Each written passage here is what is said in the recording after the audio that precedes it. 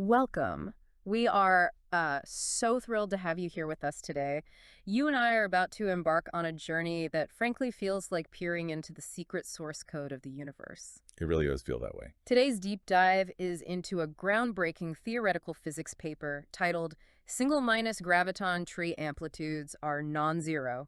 And I know that title sounds like a wall of impenetrable jargon, but I promise you by the time we are done today, you're going to understand exactly how a team of brilliant physicists and an artificial intelligence just shattered a 50-year-old assumption about how gravity works at the quantum level. It is a massive watershed moment. And Yeah. before we dive into the details, I want to explicitly state our methodology to you, the listener. This is not going to be a quick summary. Right. We're going to operate under the assumption that we have infinite time today.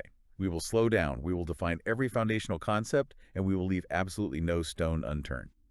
Furthermore, we're going to execute mandatory completeness checks after every single logical block and formula to ensure strict, rigorous progression. I love that.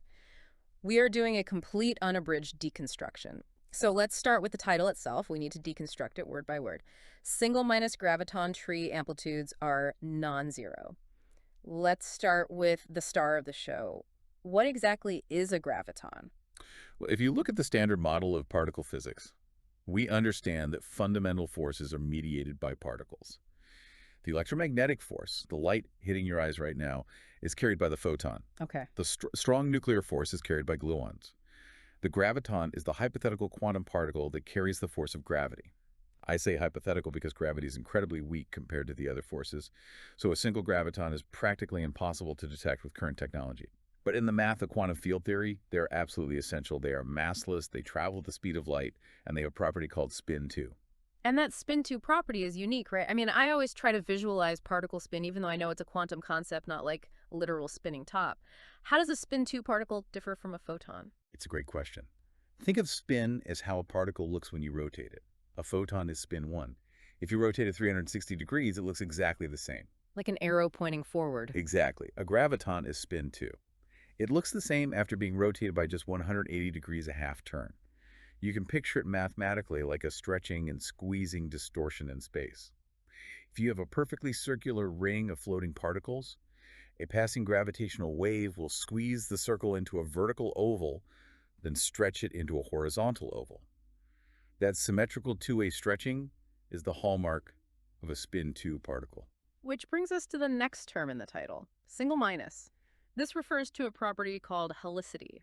How does helicity relate to this spin 2 stretching? Helicity is essentially the projection of that spin onto the direction the particle is actually moving. Imagine throwing a football.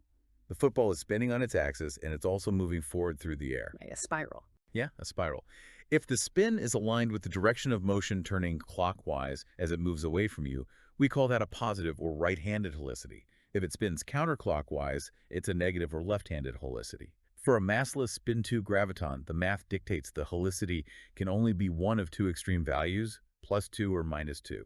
Physicists just call these plus and minus helicities. So when the title says single minus, we are talking about a microscopic collision of gravitons, where almost all of them are spiraling in one direction and exactly one is spiraling in the opposite direction. Precisely. Out of all the gravitons involved in this specific interaction, exactly one possesses a minus helicity. Every other graviton has a plus helicity. Okay, that gives us the actors. Now for the action. Tree amplitudes. Let's break down what an amplitude is and why it's a tree. An amplitude or scattering probability amplitude is the fundamental currency of quantum mechanics. It's a complex number. If you square its magnitude, you get the actual real-world probability of a quantum event occurring. If the amplitude is 0, the event is physically impossible. And to calculate these, physicists use Richard Feynman's famous diagrams, right? Yes, Feynman diagrams. A tree amplitude refers to the simplest possible class of these diagrams. Particles come in, they exchange virtual particles, then they fly out. If there are no closed loops anywhere in the diagram, if it just branches out like a tree, that is a tree-level calculation. Why are loops so problematic? Because loops represent deeper recursive quantum corrections. Inside a closed loop, particles can theoretically possess any amount of energy up to infinity, making the math notoriously explosive. Tree diagrams represent the baseline classical leading order contribution. If you can't calculate the tree amplitude, you have absolutely no hope of calculating the loops. So putting the whole title together, the authors are making a definitive claim. The fundamental baseline probability for a bunch of gravitons to scatter where exactly one has a negative helicity is not zero. Right, contrary to a half-century of established consensus, this event actually happens. Okay, that covers the title. Have we missed any nuances here? We have fully unpacked it. Let's move to the authorship and then the abstract. Excellent. I have to point out something incredible about the authorship. We have heavyweights from the Institute for Advanced Study of Vanderbilt, Cambridge, Harvard. But alongside them, we have Kevin Weil listed on behalf of OpenAI. And the paper explicitly credits AI models as contributors. This isn't just a footnote. It really is a sociological and technological paradigm shift. The authors explicitly state later that GPT 5.2 Pro and an internal OpenAI model were integral to all stages of the project. Theoretical physics at this level is a grueling landscape of abstract symbolic logic. The fact that a large language model can navigate that space assisting human intuition to find novel mathematical proofs suggests a new era of collaborative human-machine discovery. It's wild. Okay, let's check that logical block. Did we cover the authorship context fully? I believe we have. Let's proceed to the abstract. The first two sentences of the abstract hit us with heavy concepts. They write that these single minus amplitudes presumed to vanish are shown to be non-vanishing for certain half-collinear configurations existing in Klein space or for complexified momenta. I want to spend a lot of time on Klein space because it feels like the master key to this whole paper. It absolutely is. To understand Klein space, you have to look at the space-time you and I currently inhabit. We live in Minkowski space. That means we experience 3 dimensions of space and exactly 1 dimension of time, a signature of 3-1. It dictates the fundamental geometry of our reality. And in this normal spacetime, if we try to calculate the momentum of these gravitons using advanced mathematical objects called spinors, the numbers get incredibly messy, right? They become complex numbers. Precisely. Complex variables are beautiful, but they can obscure deeper algebraic symmetries. So physicists employ a mathematical trick. They analytically continue the equations into a spacetime with a signature of 2-2, 2 dimensions of space and 2 dimensions of time.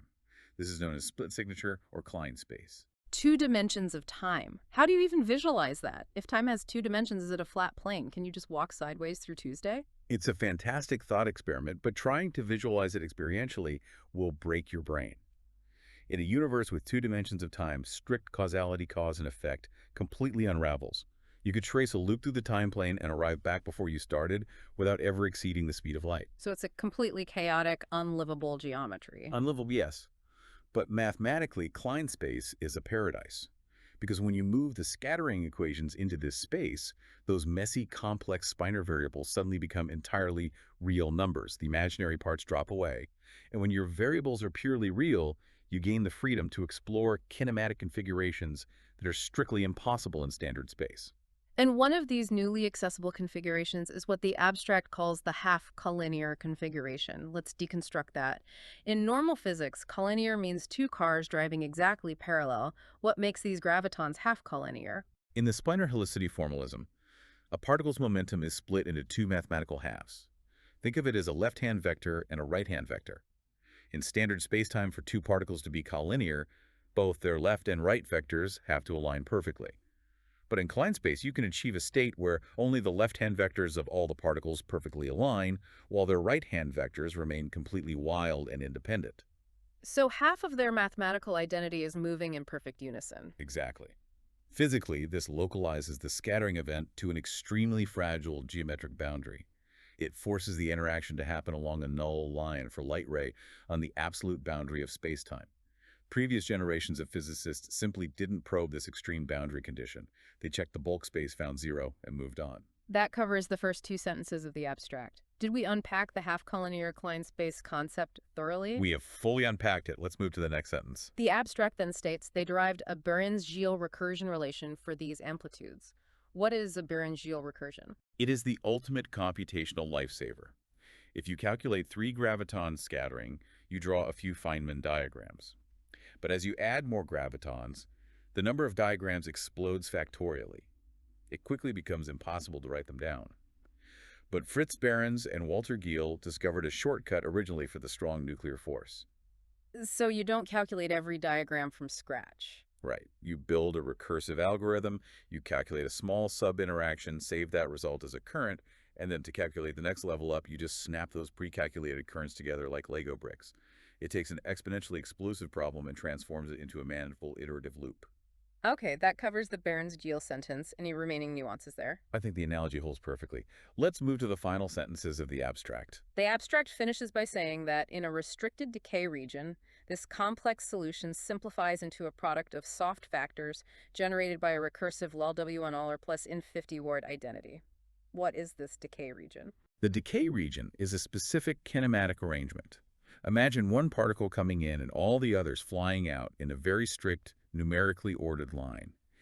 In that specific arrangement, the millions of moving parts in the recursion violently cancel each other out, leaving an elegant mathematical product governed by that lol-w1 plus ecdy symmetry. We will definitely dig into that symmetry. Does that fully cover the abstract? It does. We have fully unpacked the abstract. Let's move to the introduction. Introduction, paragraph 1. They drop a heavy truth about reconciling Einstein gravity with quantum mechanics being a central challenge. But they pivot immediately to say they're using self-dual gravity as a toy model. Why can't we study normal gravity? Because the equations of general relativity are highly nonlinear. Mass tells spacetime how to curve. But the curvature itself carries energy, which acts like mass, causing more curvature. An infinite feedback loop. When you quantize it, the math blows up into uncontrollable infinities. So how does self-dual gravity act as a toy model to fix that? A toy model strips away complex parts to see if the core machinery works.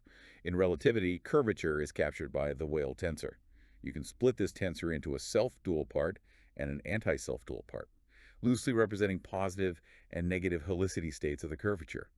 Self-dual gravity is a hypothetical universe where you simply delete the anti-self-dual half. You turn off the left-handed component completely. Exactly. You are left with a universe that only has positive helicity curvature.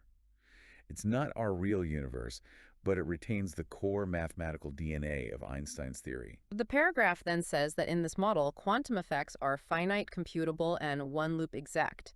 What does one-loop exact mean? It's a mathematical miracle. Normally, you calculate tree diagrams, then one loop, then two loops to infinity. The series never ends. But in self-dual gravity, you calculate the tree diagrams, you calculate the one-loop diagrams, and then you stop. Yeah. Every single diagram with 2 loops, or a billion loops, mathematically sums to exactly 0. The theory terminates. The quantum corrections are finite. Yes, it makes it a theory we might actually solve completely. That covers paragraph 1.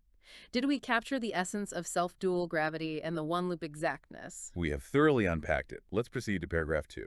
Paragraph 2 introduces Roger Penrose.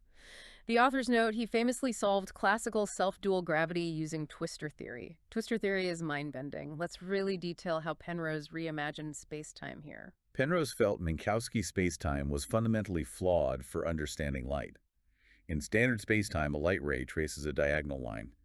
Penrose inverted the paradigm, creating twistor space.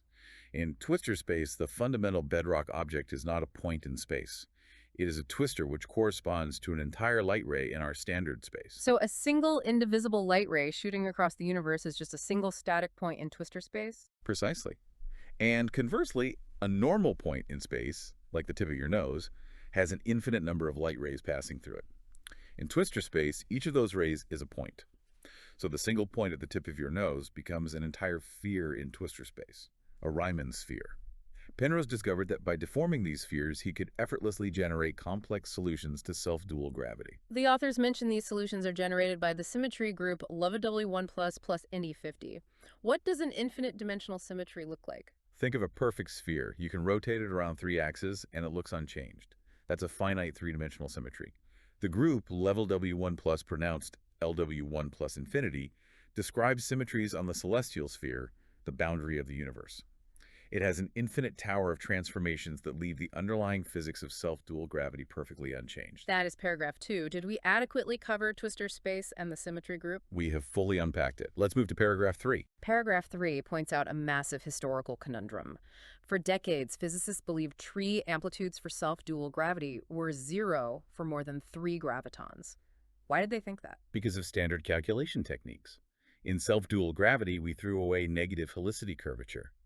When calculating diagrams for lots of plus helicity gravitons, the algebraic dot products kept canceling out. There didn't seem to be enough momentum to survive the math. The equations just spat out 0. But the authors argue this makes no logical sense. They point out a paradox. If Penrose's classical solutions are so wildly complex, how could the quantum tree amplitudes all be 0? The quantum gears would be completely flat while the classical clock ticks away. Exactly. The math didn't align with the structural richness of the theory. There had to be a ghost in the machine. Okay, that is paragraph 3. Have we missed any nuances regarding the paradox? We've fully unpacked it. Let's proceed to paragraph 4. Paragraph 4 is where they announce the loophole. They show the self-dual tree-level amplitudes are non-zero supported on single minus half collinear configurations. We discussed this briefly in the abstract, but let's re-examine it in this context. This is where they zoom in on the boundary. Previous physicists looked in the generic bulk of kinematic space. The authors proved the amplitude mathematically collapses, so it only exists when the momentum of the particles aligns perfectly along this bizarre, half-collinear light-like boundary. It's like a complex mural, completely invisible unless you stand at one specific microscopic coordinate in the room. Yes. Because no one forced the math to stand on that geometric boundary, they missed the masterpiece. That covers paragraph 4. Are we good to move on? We have fully unpacked it. Yeah. Let's move to paragraphs 5 and 6. Paragraphs 5 and 6 detail the ward identities. They mention the lol W1 plus friddle W ward identity is a tower of soft theorems. Let's define a soft theorem. How can a rigid theorem be soft? Soft refers to the energy of the particle. A hard particle has massive energy. A soft particle has its energy mathematically dialed down to absolute zero. It has an infinitely long wavelength, barely interacting. So what happens if you toss a soft graviton into a chaotic scattering event? You'd think it would add chaotic noise, but a universal rule applies. The amplitude for the new event is exactly equal to the amplitude of the old event, multiplied by a predictable universal factor. This rule is a soft theorem. And how do ward identities fit in? A ward identity guarantees symmetries are conserved from classical to quantum physics. The soft theorems are the physical manifestation of the level order 1 plus in 50 ward identities. The infinite symmetries dictate exactly how gravitons behave when a soft particle is added. So they bootstrap the amplitude. Yeah. They start with 3 gravitons, apply the symmetry rule, which simulates adding a soft graviton, and they generate the formula for 4. Exactly. You recursively bootstrap the infinite theory from a single seed. That covers paragraphs 5 and 6. Did we miss anything on the bootstrap concept? We have fully unpacked it. Let's proceed to paragraph 7 and equation 1. Paragraph 7 introduces the workhorse. They state they adapted the Baranskiel recursion to this single minus context, restricted it to the decay region, and obtained equation 1. Now, I will strictly apply the pronunciation protocol for this formula. Please proceed carefully. The formula is equation 1, decay region simplified amplitude, math colon 1, left sum hey and right. The amplitude script dash m sub n equals I times 2 to the power of 2 minus n times the product from a equals 1 to n minus 2 of the sum over j, where the square bracket of j is greater than 0 of the square bracket aj, times the product from b equals 1 to n minus 1 of the delta function of the angle bracket bn, times the two-dimensional delta function of the sum from I equals 1 to n of lambda tilde sub I. Flawlessly executed. Thank you. Now, looking at this intimidating equation you said earlier, it was incredibly simple. What does this physically say? Think of it as a blueprint. It's calculating the final probability of this scattering event. Instead of a massive sum of interacting fractions, it collapses into a clean product of independent interactions. The core piece loops over the outgoing positive-helicity gravitons, summing their momentum interactions. And then there are the delta functions at the end, acting as gatekeepers. Right. A Dirac delta function is a mathematical spike. It is exactly 0 everywhere, except when its internal argument is 0, at which point it spikes to infinity. The first set of delta functions enforces the half-collinear boundary, demanding that the angular momentum variables of all the positive gravitons perfectly align with the incoming negative graviton. If they step out of alignment, the delta function becomes 0 and the entire amplitude vanishes. And the second delta function. That enforces universal momentum conservation. The total energy before the crash must exactly equal the total energy after. So equation 1 says the probability only exists if they perfectly obey momentum conservation and perfectly align on this specific boundary. That covers paragraph 7 and equation 1. Are we complete? We have thoroughly unpacked it. Let's move to paragraphs 8 and 9. Paragraphs 8 and 9 briefly outline the rest of the paper and explicitly mention the use of GPSci 5.2 Pro. We covered the AI aspect earlier, but it's worth noting they lay out a clear roadmap here. Sections on notation, the bootstrap, the recursion, and the chamber. Exactly. It's a standard structural signpost. Does that fully cover the introduction? It does. We have fully unpacked the introduction. Let's proceed to the section titled Notation and Useful Identities. Okay, notation and useful identities. Mandatory linear progression here. The authors state they use spinor helicity variables for massless momenta in a 2-2 signature. Why abandon standard coordinates like 4 vectors? A standard 4-vector tracks position in x, y, z in time.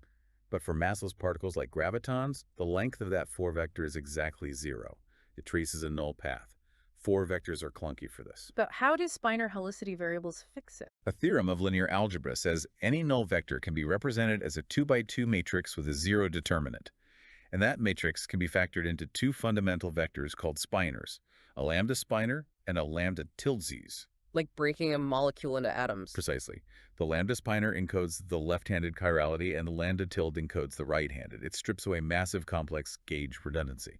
They then introduce standard brackets in equations 4 and 5, angle brackets and square brackets. I will apply the pronunciation protocol. Go ahead. For the angle bracket, definition of angle bracket, angle bracket ij, and for the square bracket, definition of square bracket, Euler-Stay. What is the physical intuition for multiplying these? To calculate how gravitons interact, you combine momenta in a way that respects spacetime symmetries.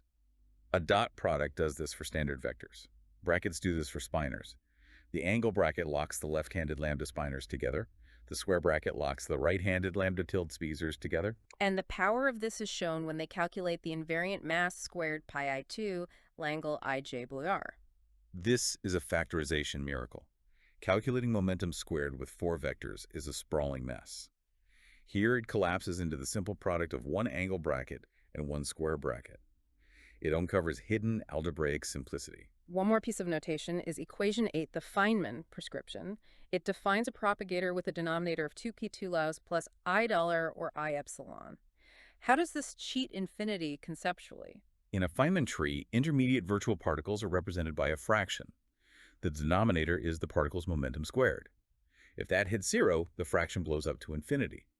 Feynman hacked this by adding a vanishingly small imaginary number, the iso1. So the math steers around the infinite pole in the complex plane. Perfectly stated. And as epsilon shrinks to true 0, that maneuvering generates the Dirac delta functions.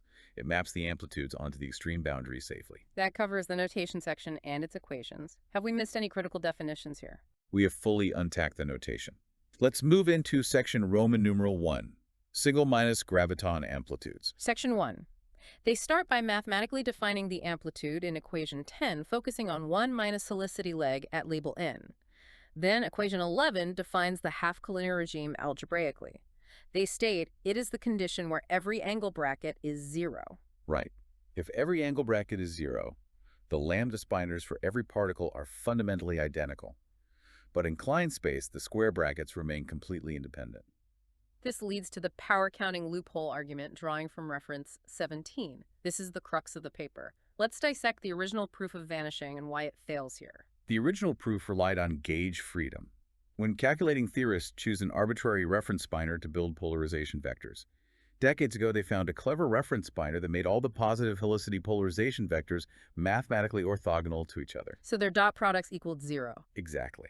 The vanishing interactions in the numerator meant the whole amplitude was universally declared to be 0. But the blind spot was the denominator? The blind spot was massive. That clever gauge choice fundamentally requires dividing by the angle bracket between the particle and the incoming minus particle.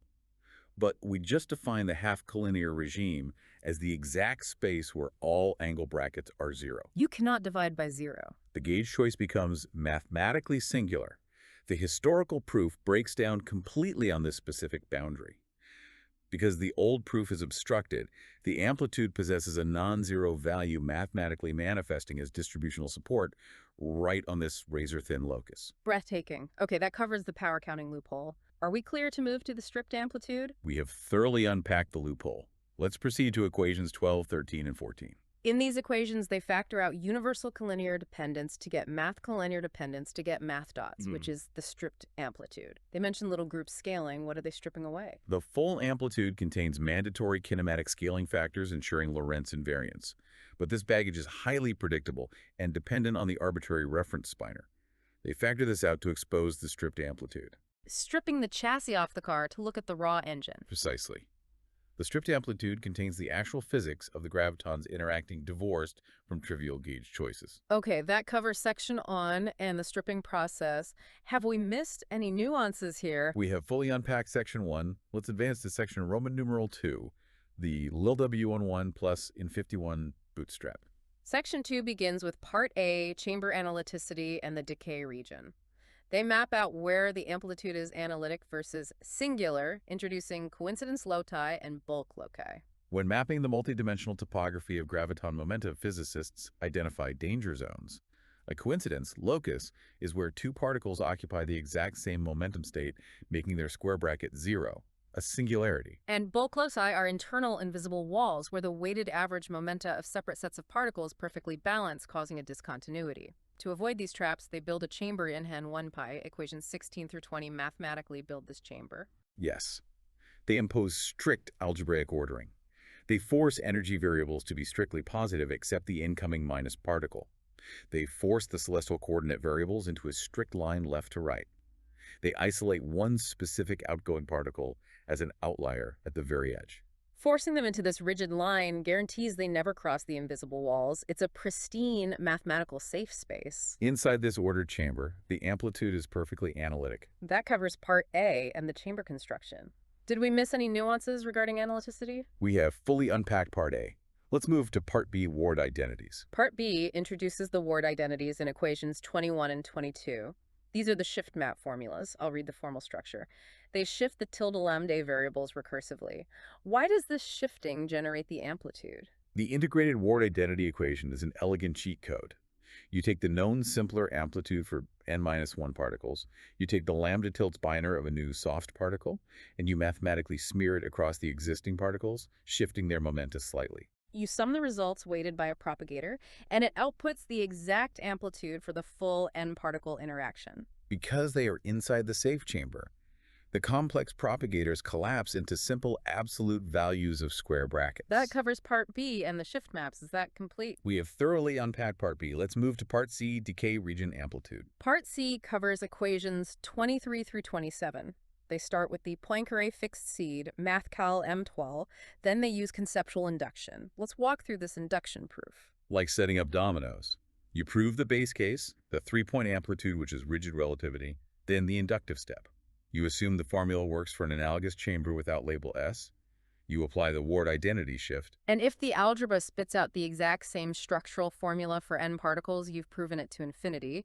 They define a soft factor and prove the massive n-particle amplitude factorizes perfectly into a multiplicative product of these soft factors. Yes. The probability of 20 graviton scattering is just the product of 20 simple sums.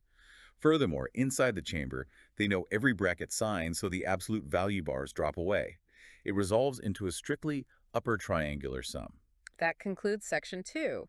Have we fully unpacked the abstract celestial symmetry derivation? We have fully unpacked Section 2. Let's pivot completely to Section Roman numeral 3, Berns-Yiel recursion. Section 3. They adapt the off-shell Berns-Yiel recursion into a fully on-shell recursion. We need to clarify what makes a particle off-shell. Real particles obey a strict relationship between energy, momentum, and mass. They are on the mass shell. Off-shell particles are virtual ghosts during microscopic intermediate steps of a collision. Their energy and mass don't match relativity's strict equation. The original algorithm uses these off-shell ghosts as anchor points. Right. The author's breakthrough is mathematically dissolving that off-shell anchor, restructuring the algorithm to operate entirely on real, physical, on-shell external gravitons. That covers the conceptual shift. Are we good to move to preamplitudes and Cayley trees? We have unpacked the on-shell shift. Let's look at equations 28 through 32. They define preamplitudes, set partitions, and Cayley trees. A Cayley tree is different from a Feynman tree. What is it? A spanning Cayley tree is a graph theory concept. You have points representing gravitons. A spanning tree is any network of lines connecting every point without forming closed loops. To calculate the preamplitude, you draw every possible spanning tree and multiply the momentum interactions along the branches. They introduce retarded V and advanced V-bar vertices governed by a step function theta. What does the step function do? It enforces causality. If the momentum flow value is positive, it outputs 1, opening the gate. If negative, it outputs 0, instantly killing that entire Cayley tree from the calculation. And it filters out unphysical connections. That covers equations 28 through 32. Is this block complete? We have fully unpacked the tree definitions. Let's move to the master on-shell recursion equation 33. Equation 33 is the master formula analogous to Park-Taylor factors. It says partition the positive gravitons into subgroups, calculate their preamplitudes, multiply them, and tie them to the minus graviton using a t-hat kernel. Yes, it builds the full interaction from these filtered graph theory blocks. That covers equation 33. Can we look at the concrete examples in equations 35 through 39? We have fully unpacked the master of recursion. Let's review the examples. At 3 and 4 points, it's relatively simple. But at 5 points, generating all Cayley trees creates a sprawling, chaotic equation of 44 interlocking complex terms. It's a combinatorial explosion. Yeah. But when they apply the geometric ordering of the chamber, those step functions lock rigidly into 1 or 0. The vast majority of the 44 terms vanish. The surviving terms algebraically factorize perfectly into the simple product of 3 algebraic groups. The exact same product predicted by the infinite symmetry. That covers section 3. Have we missed anything on the recursion? We have completely unpacked section 3. The convergence is established. Let's move to section Roman numeral 4. Amplitudes in the chamber to see exactly how the trees die. Section 4, subsection A, covers the vanishing of V in equations 40 through 44. They prove the retarded vertex always equals 0 inside the chamber, using the tree-weighted variance identity. This is a brilliant statistical graph theory proof. The chamber forces strict positive energy and left-to-right ordering. The variance identity guarantees any spanning tree must have at least one branch flowing forward with positive momentum. But the retarded step function requires a negative value to open its gate. Since it's positive, it outputs 0. Exactly. Every single tree hits a 0 gate. The entire massive sum of the retarded vertex vanishes into nothingness. We are left only with singleton gravitons tied to the advanced vertex. That covers subsection A. Is that completely unpacked? We have fully unpacked subsection A. Let's proceed to subsection B, evaluating V-bar. Subsection B, equations 45 through 52. They use momentum conservation to simplify the advanced step function. Then they find a rule based on the outlier particle. The outlier must never be in the lower cut half of a branch. This acts as an anchor, filtering the sum down to strictly increasing trees. As you walk along the branches toward the outlier root, the numerical labels must strictly increase. To sum these increasing trees, they invoke the directed matrix tree theorem. This is mathematical magic. It is. Instead of summing millions of branches, you build a single Laplacian matrix Q where the entries are the momentum interactions. The theorem proves the total sum of all spanning trees equals the determinant of this matrix Q. Because the trees are strictly increasing, the traffic flows one way. This forces the matrix Q to be strictly upper triangular. And the determinant of an upper triangular matrix is just the product of its main diagonal entries, which happen to be exactly the soft factor sums. In one stroke, the matrix tree theorem collapses chaotic graph theory into the exact inverse soft product formula from section 2. That covers section 4. Did we capture the determinant magic completely? We have thoroughly unpacked section 4. The main paper is concluded. Let's proceed to the appendices. We cannot skip these. Absolutely not. Appendix A, MHV amplitudes and Hodge's determinant formula equations A1 through A4. What does MHV stand for? Maximally helicity violating. Amplitudes with exactly 2 minus gravitons. The classical formula expresses them as a sum over Cayley trees weighted by ratios of square and angle brackets. But if particles become collinear, the angle bracket in the denominator goes to 0, blowing up the formula. To fix this, they regularize the fraction by mapping it to squared momentum and reintroducing the Feynman-Absalon trick, bumping it off the real axis. This creates a regularized Cayley tree factor that safely handles singularities. That covers Appendix A. Have we fully unpacked the regularization? We have. Let's move to Appendix B. Appendix B. They derive the on-shell recursion from the unordered engine. They use L as Z reduction to strip the off-shell ghost particle, equation B11. You multiply the form factor by the anchor's momentum squared and take the limit as momentum goes to 0, forcing it on shell. This cancels the artificial propagator pole, leaving physical interaction. To prove the tree factors survive, they prove a momentum identity in equations B3 through B5 using a telescoping sum. A telescoping sum is like a collapsing pirate spyglass. Intermediate terms perfectly cancel each other out. Node 2 cancels node 2, node 3 cancels node 3. All intermediate coordinates telescope to 0, proving the identity. That covers Appendix B. Are we ready for the final appendix? We have fully unpacked Appendix B. Let's proceed to the grand finale, Appendix C. Appendix C is the rigorous induction proof for the LW1 on Clausen 50 recursion. They assume the product of sums and sats is correct, plug it into the ward identity shift, and prove it outputs the same formula. They split it into the right part and left part. The right part equations C7 through C12 shifts momenta for particles to the right of the soft particle. They define a function R to track accumulating brackets. Then they define a massive object 2 and prove each term equals 2I1 minus $2. Another telescoping sum. The right side spyglass collapses, leaving exactly one copy of the full decay ansatz product. And the left part equation C13 through C19 does the exact same in reverse, defining a head sum L and a left telescoping object UEEE. It annihilates itself down to a second copy of the product. The shift recursion fundamentally has a 1/2 prefactor. One copy from the right plus one from the left is 2. 1/2 times 2 is 1. The shift identity rigorously reproduces the exact amplitude. The ansatz is mathematically proven. That is the final equation. We have fully unpacked Appendix C and the entire paper. It is a phenomenal synthesis. We took a decades-old presumption of zero, altered the geometry to Klein space, isolated a null boundary hacked strong force recursions, collapsed them with matrix determinants, and proved it all with infinite dimension-spanning celestial symmetries. The single minus graviton amplitude is categorically non-zero. It bridges Twister space group theory and brute force combinatorial computation, proving they all tell the exact same story at the extreme boundaries of reality. And so I leave you with a final provocative thought. If an infinitely complex symmetry perfectly dictates the scattering of gravitons in this model, and if artificial intelligence models are now actively assisting in finding the matrix tree determinants that decode these abstract structures, are we currently looking at the mathematical scaffolding of a unified theory of quantum gravity hiding in plain sight within the 0 points of our equations? Thank you for joining us on this deep dive.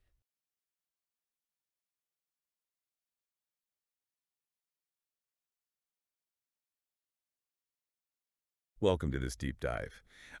We are thrilled you could join us today. If you're listening to this, you're the kind of person who just isn't satisfied with skimming the headlines. You want to really understand the machinery underneath it all. Absolutely. And today, we are going to look at some of the most fundamental machinery imaginable. We really have an incredible journey ahead of us. Yeah, so set your expectations right now. This is not some quick 10-minute summary of complex physics meant to be passively digested on a short commute. No, today we're indulging in a luxurious, unhurried, and, well, exhaustive exploration of a truly groundbreaking theoretical physics paper. We have infinite time today. We're going to take our time, explore the analogies, and really try to picture what the math is telling us about the universe. Exactly. We are looking at a paper that fundamentally challenges what physicists thought they knew about quantum gravity.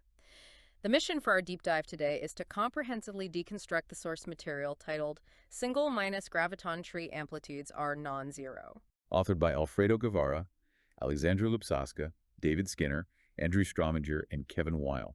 And crucially, we have an unabridged protocol we must follow today. We will proceed strictly linearly, page by page, line by line, formula by formula. We will leave absolutely no stone unturned. It's the only way to do a paper like this justice. Right. But before we even get to the title, we need to lay down a foundational primer. I want to make sure everyone listening, is on the exact same page. We're going to be throwing around terms like graviton tree amplitudes for the next few hours. So let's unpack this from the ground up. What exactly is a graviton, and why is reconciling Einstein's classical relativity with quantum mechanics often called the white whale of modern physics? It really is the ultimate white whale. Let's start with the macro world, the universe of the very large. Albert Einstein's general theory of relativity describes gravity not as an invisible magnetic-like force pulling objects together, but as the actual curvature of space-time itself. The classic rubber sheet analogy. Right, exactly. Space-time as a heavy rubber sheet. A massive object, like a star, creates a deep bowl or dip in that sheet, and planets roll around the inner curve of that dip. That is classical gravity. It is smooth, it is continuous, it is beautifully geometric, and it is highly predictable on a large scale. Right, it's the physics of the cosmos.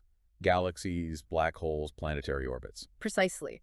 But when we zoom into the subatomic level, the quantum level, the universe is entirely different. It is not smooth at all. It is quantized. It comes in discrete, indivisible packets. Every other force in nature operates this way. Like electromagnetism. Yes. Electromagnetism has the photon, which is a packet of light. The strong nuclear force, which holds atoms together, has the gluon. The weak nuclear force has the W and Z bosons. If gravity is going to fit into this quantum mechanical framework, which is the foundational language of reality, it too must be mediated by a particle. We call this theoretical particle the graviton. So graviton is essentially a quantum pixel of gravity. It's the smallest possible unit of space-time curvature. That's a brilliant way to put it. It is hypothesized to be a massless particle with a quantum spin of 2. But here's the monumental problem. When physicists try to calculate how gravitons interact with each other using the standard mathematical rules of quantum mechanics, the equations completely blow up. They yield infinities. Senseless, non-physical infinities. The two frameworks, the smooth, curving geometry of relativity and the discrete, jittery, probabilistic nature of quantum mechanics, they aggressively refuse to cooperate.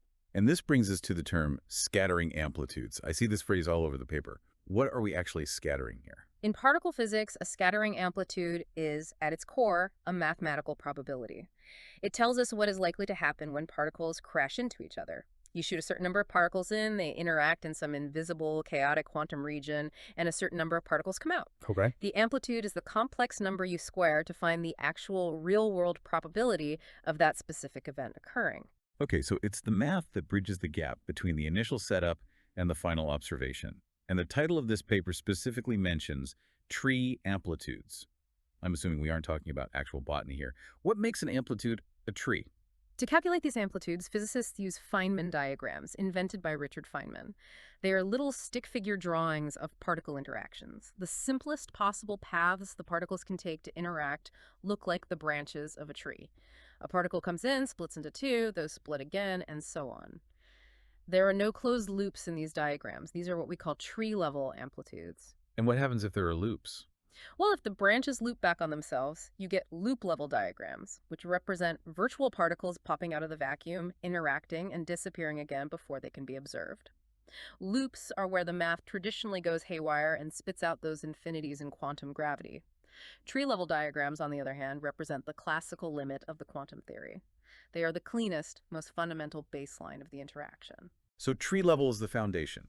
If you can't understand the tree level, you really have no hope of understanding the loops. Exactly. And for decades, there was a massive assumption about these graviton tree amplitudes. It was presumed that for a very specific configuration of gravitons, specifically, when all the interacting gravitons but one are spinning in a positive direction, a setup known as a single minus configuration, the tree-level amplitude was exactly 0. Wow. Yeah, the math suggested that if you had 4 or 5 or 50 gravitons in this arrangement, absolutely nothing happens. The probability of interaction is 0. They just pass through each other in the night. But the title of this paper is a literal mic drop. Single minus graviton tree amplitudes are non-zero. They were basically putting a neon sign on the front door saying everyone was wrong. It is a profoundly confident title, and it represents a seismic shift in theoretical physics. Finding a non-zero amplitude where one was mathematically presumed to vanish for decades isn't just a minor correction. It means there is a hidden underlying structure to quantum gravity that the entire physics community has completely missed. It forces a total reevaluation. It does. It forces a total reevaluation of how we calculate the foundational interactions of spacetime. That covers the overarching introduction to our deep dive. Have we missed any nuances? I think we've thoroughly unpacked it. Let's proceed to the title and metadata. Okay, looking at the title again. Single minus graviton tree amplitudes are non-zero. We just deconstructed that. Single minus meaning one negative helicity graviton among positive ones. Graviton being the quantum pixel of gravity. Tree amplitudes being the baseline. Loop-free mathematical probability of scattering. And non-zero meaning, well, we missed something huge. The blinders came off. In math, proving something is exactly 0 is usually the result of a beautiful hidden symmetry. Things perfectly cancel out. By declaring them non-zero, the authors are saying the framework we used to look at that symmetry was too restrictive. We were wearing blinders. And looking at the affiliations of these authors, we see the collaboration that pulled those blinders off. Institute for Advanced Study, Vanderbilt, Cambridge, Harvard, these are traditional academic powerhouses. But then we have Kevin Weil writing on behalf of OpenAI. This is a monumental detail. We're talking about using advanced artificial intelligence, specifically GPT 5.2 Pro, and an internal OpenAI model to assist in navigating highly abstract algebraic topology. It means the AI helped identify patterns in the math that human minds were struggling to see. That covers the title and affiliations. Have we missed any nuances? I think we've thoroughly unpacked it. Let's proceed to the abstract. The abstract begins. Single minus graviton tree amplitudes are generally presumed to vanish. We just discussed that. Then sentence 2. Here it is shown that they are non-vanishing for half collinear configurations in Klein space, or equivalently for complexified momenta. Okay, hold on. We exist in a 3D world with one dimension of time. What on earth is Klein space, and why are physicists complexifying things? This is where we have to bend our intuition. We experience the universe in what physicists call a Lorentzian signature. Mathematically, it's denoted as 301, 3 dimensions of space, 1 dimension of time. In the signature, if you measure the momentum of a particle, you get real numbers, real mass, real speed, real trajectory. Right. But when physicists try to calculate the math of scattering amplitudes in a strict 3-1 spacetime, the equations become incredibly stubborn and convoluted. So to solve the math, they cheat the geometry. I prefer the term analytic continuation, but yes, essentially. They allow the momentum variables to have imaginary components numbers involving the square root of -1. Or, even more radically, they changed the geometry of spacetime entirely to a Klein signature, denoted as 2 num 2. Wait, 2 and 2, so 2 dimensions of space and 2 dimensions of time. Exactly. Imagine a universe with 2 spatial dimensions, say left, right, and forward, backward, and 2 independent dimensions of time. Obviously, we don't live in a universe with 2 time dimensions, but mathematically, a Klein space is a perfectly valid playground. And in this 2Jana2 universe, variables that are inextricably glued together in our universe suddenly become independent of one another. Why does making them independent help? Because of the half-collinear configuration. Collinear means particles are moving in the exact same direction, parallel to each other. In our standard 3D spacetime, if 2 massless particles are collinear, the math describing their interaction breaks down. The angles and the trajectories collapse onto each other, creating singularities points where the math divides by 0 and explodes. Ah, I see. But in Klein space, because the spatial and temporal variables are decoupled, particles can be half collinear. Half collinear. So they share some directional constraints, but they don't fully collapse on top of each other. Precisely. They can skirt the edge of the singularity without falling in. It is in this bizarre, mathematically constructed universe with 2 times that the authors found their loophole. The equations don't crash here. The amplitude survives. Sentences 3 and 4 introduce the tool they use. A Behrens-Geel recursion relation for these amplitudes is derived and solved in a form involving a sum over trees. I know what a recursion relation is in computer science. It's a function that calls itself. But what is a Behrens-Geel recursion in physics? To understand the genius of Behrens-Geel, you have to understand the nightmare of high particle Feynman diagrams. If you want to calculate the amplitude of just 2 gravitons bouncing off each other, you might only have a handful of tree-level diagrams to draw. You can do the math on a blackboard. But if you want to calculate the interaction of 3 gravitons, the number of possible branches grows. By the time you get to 6, 7, or an arbitrary number of n gravitons, you are drawing thousands, then millions of diagrams. The complexity just explodes. Factorial growth. Exactly. Factorial growth is the enemy of calculation. Even the most powerful supercomputers can't brute force an equation with 1 billion terms. Back in 1988, Fritz Behrens and Walter Giel were facing this exact problem, but with gluons, the particles of the strong nuclear force. They realized that you don't actually need to calculate every single diagram from scratch. Because there's a repeating pattern. Yes. They developed a mathematical machine. Instead of drawing 1 million diagrams for an n-particle interaction, you take the known, already solved result for an n-1 particle interaction, and you feed it into this algebraic machine. The machine turns the crank, adds the required physics for 1 more particle, and spits out the n-particle result. You recurse your way up the ladder. Sentence 5 states this is generated by a recursive LW1 plus infinity Ward identity with the 3 graviton amplitude as a seed. I'm going to need you to unpack Ward identity and whatever LW1 plus infinity is. In physics, symmetry is everything. A century ago, the brilliant mathematician Emmy Noether proved a theorem that changed physics forever. Noether's theorem states that every continuous symmetry in nature corresponds to a conserved physical quantity. Because the laws of physics don't change as time passes, time translation symmetry, we get the law of conservation of energy. Right. A Ward identity is simply the quantum mechanical version of Noether's theorem. It is a strict mathematical equation that guarantees that the chaotic, probabilistic quantum scattering amplitudes strictly obey the underlying symmetries of the theory.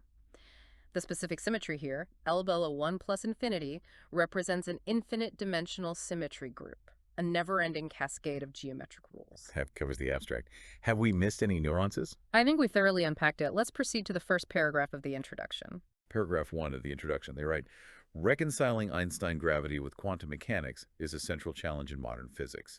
Self-dual gravity provides a much more manageable while still rich toy model for addressing this challenge. What is self-dual gravity, and why do theoretical physicists spend so much time playing with toy models?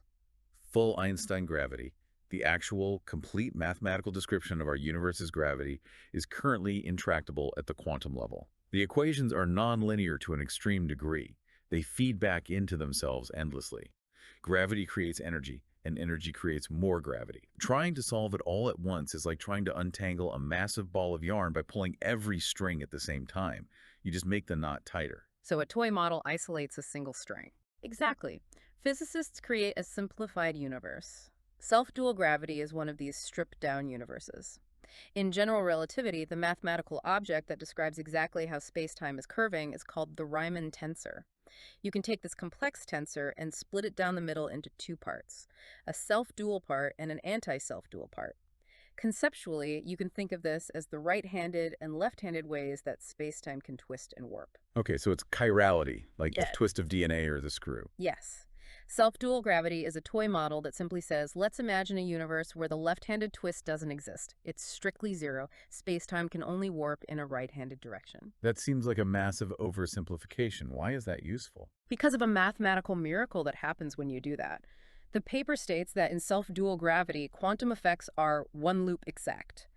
In a normal quantum theory, to get a perfectly exact answer, you have to calculate an infinite number of loop diagrams. But in the self-dual toy model, the math stops at one loop. If you try to calculate a two-loop or a three-loop diagram, the answer is mathematically exactly zero. The theory is finite. It doesn't explode into infinities. That makes perfect sense. It's like learning to fly a simulator before jumping into a fighter jet. That covers the first paragraph. Have we missed any nuances? I think we've thoroughly unpacked it. Let's proceed to the second paragraph. Paragraph 2 brings up Roger Penrose. Penrose famously solved classical self-dual gravity using twistor theory a half-century ago. The highly non-trivial solutions are generated by an infinite-dimensional symmetry group known as LW1 plus infinity. What exactly is a twistor space? Twistor theory is arguably one of the most beautiful conceptual leaps in 20th century mathematical physics. To understand it, think about how we normally view the world. If you want to describe reality, you start with a point in space and time, an event, right here, right now. And then you describe how things travel between those points. Points are the fundamental canvas. Right, that's basic geometry. X, Y, Z grid. Roger Penrose flipped the perspective entirely on its head. He proposed that the fundamental indivisible building blocks of the universe are not points in space-time, but the light rays themselves. He invented a new mathematical realm called twistor space.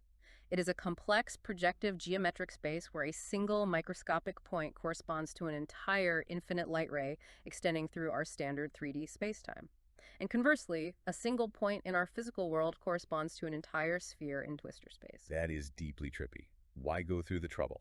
Because when you map physics from our messy standard spacetime into twistor space, magic happens. The incredibly complex, nonlinear, spiraling differential equations of self-dual gravity suddenly transform into much simpler, elegant, algebraic problems. Penrose showed that by using this twistor framework, the classical equations of self-dual gravity could be completely exactly solved. And the engine driving that mathematical solution in twistor space was that infinite LW1 plus infinity symmetry group. That covers paragraph 2. Have we missed any nuances? I think we've thoroughly unpacked it. Let's proceed to paragraphs 3 and 4. Paragraph 3 sets up the conundrum. It is sometimes stated that the tree amplitudes of self-dual gravity are non-zero only for 3 or fewer gravitons. Tree amplitudes are purportedly a repackaging of the classical solutions. This raises a conundrum. How can the richness of the nonlinear Penrose solutions possibly be encoded in the nearly trivial tree scattering amplitudes? So the contradiction is that the classical solutions are rich, but the quantum tree amplitudes were thought to be zero for more than 3 gravitons. You've hit the nail on the head. If the quantum tree amplitudes are just the foundation of the classical world, they must contain the same complexity. But a result of zero contains no complexity. So the physicists writing this paper looked at that and said, this cannot be right. Where did all of Penrose's beautiful complexity go? And paragraph 4 is the thesis. In this paper, we showed that the self-dual tree-level amplitudes are in fact non-zero for any number of gravitons. They are localized to a null line on the boundary of spacetime. These non-zero single-minus amplitudes extend to gravity, a similar result for Yang-Mills theory. So they found that the amplitude doesn't disappear. It hides on a null line. Exactly. A null line is essentially the trajectory of a photon, a path that travels at the speed of light. The math is telling them that when these gravitons interact in this specific configuration, the probability of the interaction doesn't smear out evenly through space. It becomes infinitely dense, completely localizing itself on this single boundary light trajectory. And finding a parallel with Yang-Mills theory, which describes the strong nuclear force, hints at a unified theory underlying both forces. That covers paragraphs 3 and 4. Have we missed any nuances? I think we've thoroughly unpacked it. Let's proceed to paragraphs 5 and 6. Paragraph 5. The L-dual 1 plus infinity ward identities are a tower of soft theorems that recursively relate the n plus 1 to the n graviton's scattering amplitude. This beautifully mirrors the Penrose construction of the self-dual solutions from the action of LW1 plus infinity on the vacuum. What does it mean for a particle to be soft? In high-energy particle physics, when we say a particle is soft, we mean its energy is incredibly low, barely there. Soft theorems are mathematical rules that dictate exactly how a violent high-energy scattering amplitude changes when you gently toss one of these zero-energy soft particles into the mix. The authors are saying that this infinite symmetry acts precisely as a tower of these soft theorems. It's a way to level up. You start with 3 gravitons, and the symmetry dictates how the system reacts if you add a 4th soft graviton. Exactly. Now, there is a very important footnote here. They write, "We do not know if this is possible outside of the decay region." They proved this infinite symmetry engine works perfectly in their highly structured, simplified decay region, but the broader, fully chaotic, kinematic space of the real universe, they don't know if the symmetry holds up when the rules are taken off.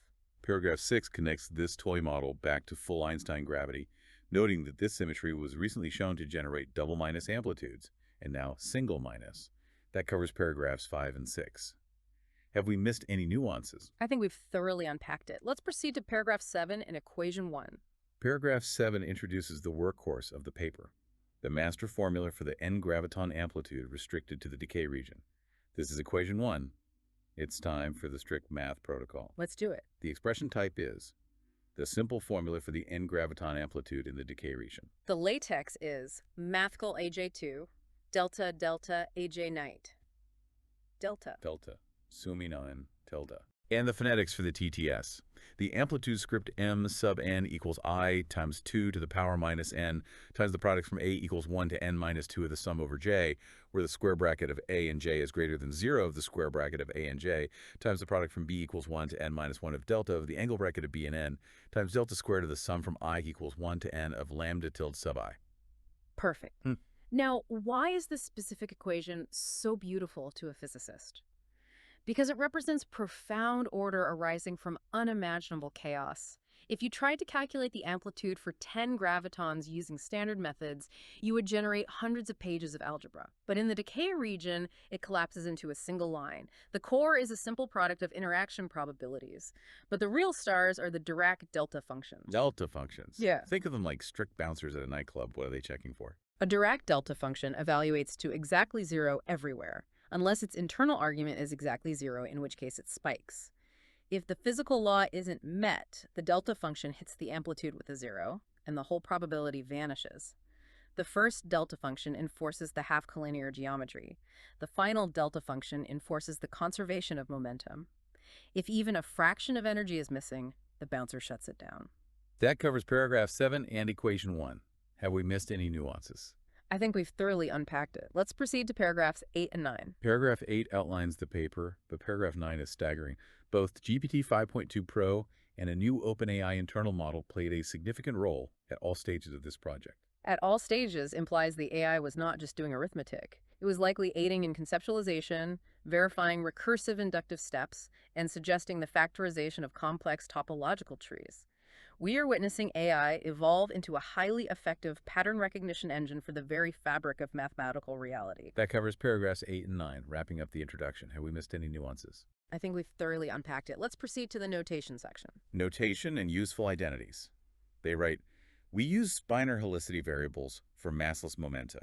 Why abandon vectors for spinors? Standard 4 vectors are highly intuitive for objects with mass. But for massless particles moving at the speed of light, they carry mathematical baggage. In the 1980s, physicists realized a massless 4-vector can be perfectly split into 2 separate, simpler mathematical objects called spinors. Think of shining a light on a 3D object and just describing the 2 2D shadows it casts. Spinors are the shadows. They are 2 by 2 matrices that capture the fundamental essence of the particle. And we see this in equation 2. Time for the math protocol. The expression type is the spinor-helicity representation of massless momenta. The latex is the phonetics. P sub alpha alpha dot equals lambda sub alpha times lambda tilde sub alpha dot. That covers the introduction of spinors in equation 2. Have we missed any nuances? I think we've thoroughly unpacked it. Let's proceed to equations 3 through 9. They define angle brackets for undotted spinors and square brackets for dotted spinors. I want to focus on equation 6, which calculates the invariant mass squared of two particles. Let's run the protocol in equation 6. The expression type is the invariant mass squared. The latex is Pij2 pi plus Pj2 equals Langle I Brangle Ij. The phonetics, P sub ij squared equals the quantity P sub I plus P sub j squared equals the angle bracket of I and j times the square bracket of I and j. In standard vector math, squaring the sum of two momenta involves messy trigonometry. But using spinor-helicity language, the mass squared simply equals the angle bracket multiplied by the square bracket. It turns calculus into basic algebra. Further down around equation 8, they define the standard Feynman prescription, I epsilon. What is that imaginary number doing in the denominator? It's a lifesaver. When you divide by momentum squared, you risk dividing by 0 and getting a singularity. Richard Feynman's trick was to artificially add an infinitesimally small imaginary number, I epsilon, to the denominator. It pushes the mathematical integration slightly sideways into the complex plane, smoothly sliding around the singularity. That covers equations 3 through 9. Have we missed any nuances? I think we've thoroughly unpacked it. Let's proceed to section 1. Section 1, single minus graviton amplitudes. Equations 10 and 11 define the scenario. Equation 11 defines the half-collinear regime by demanding that the angle bracket between any two particles must be exactly 0. Physically, in our 3D universe, the only way the angle bracket between two particles is 0 is if they are perfectly conier. Forcing all of them to be 0 means every single particle must be flying in a single, perfectly straight line. Normally, the math breaks down. But in Klein's signature, as they point out, this is compatible with non-zero square brackets. You can force angle brackets to 0 without forcing square brackets to 0. The amplitude doesn't vanish. It hides inside that singularity as a non-trivial distributional support. That covers equations 10 and 11. Have we missed any nuances? I think we've thoroughly unpacked it. Let's proceed to equations 12, 13, and 14. They decide to strip the amplitude. It is convenient to factor out from script-m sub n its universal dependence on the collinear variables and hence define a stripped amplitude. Why strip an amplitude? A huge portion of the equation is dictated by universal rules like basic momentum conservation. That loud, cluttered math gets in the way. Stripping the amplitude means intentionally factoring out all of those predictable geometric constraints. You are left with the pure, concentrated mathematical core. And to handle the geometric constraints, they introduce a set collinear distribution in equation 14, math protocol time. The expression type is the set collinear distribution. The latex is I1s in the delta. The phonetics, delta sub s, is defined as I to the power of 1 minus the cardinality of s times the product over I in s excluding the root r of s of delta of z sub I minus z sub the root r of s. It mathematically chains the particles together, enforcing collinearity. That covers equations 12 through 14. Have we missed any nuances? I think we've thoroughly unpacked it. Let's proceed to section 2, subsection A. Section 2, the LW1 plus infinity bootstrap. Subsection 2a, chamber analyticity and the decay region. They construct a restricted kinematic region using equations 15 through 20. What exactly is a chamber in kinematics? Imagine standing in a massive room, booby-trapped with invisible laser tripwires. These tripwires are singularities where math divides by 0. A chamber is a specific safe region bounded by these lasers. They mathematically lock themselves inside by forcing particles to obey highly specific rules. For instance, strictly ordering the geometric coordinates so they can never cross paths or hit 0.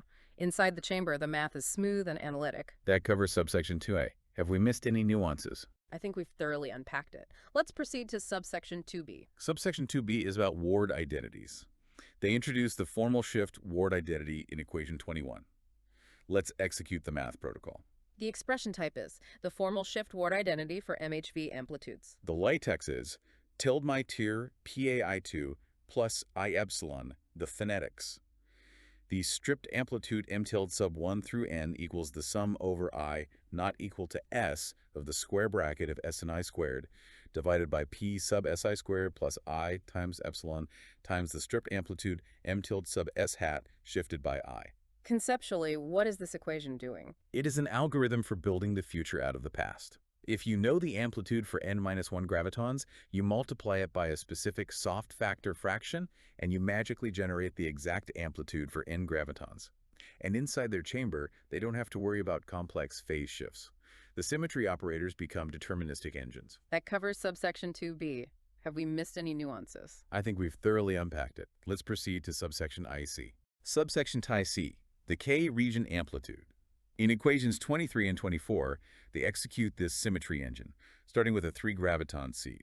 Equation 24 shows the incredibly complex n-particle amplitude dissolving into a simple multiplication problem of n-2 soft factors.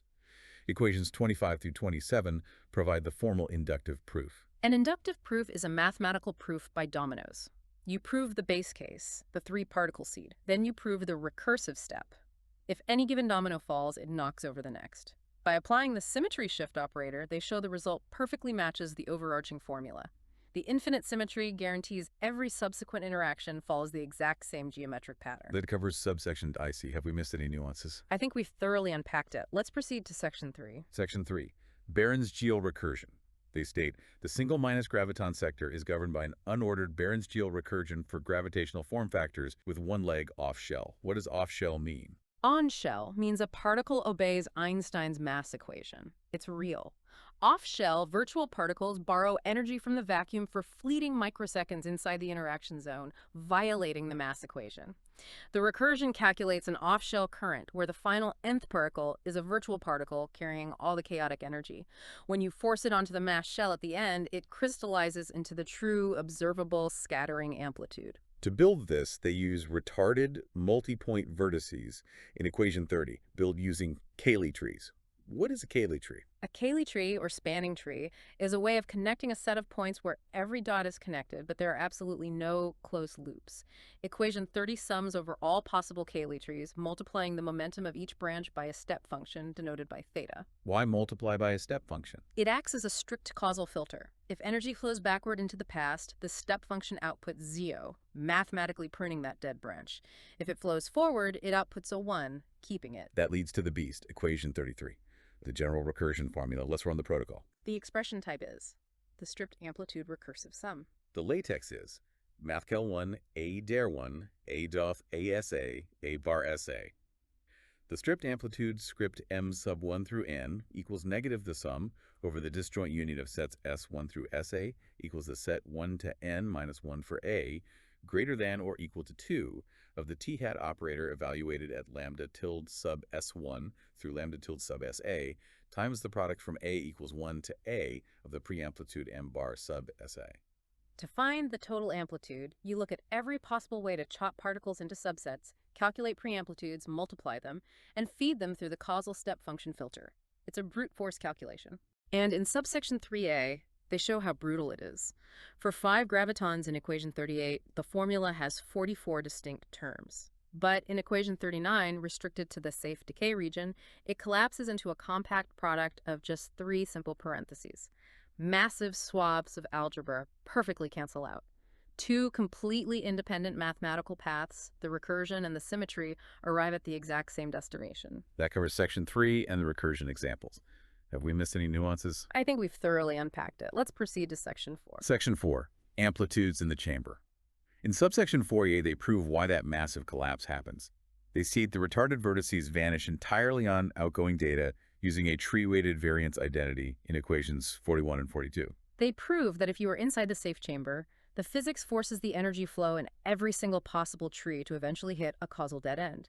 Every tree hits a 0 from the step function. Because the vertex is completely dead, the massive recursion equation loses almost all of its terms. In subsection IVB, they evaluate what's left. They use the directed matrix tree theorem.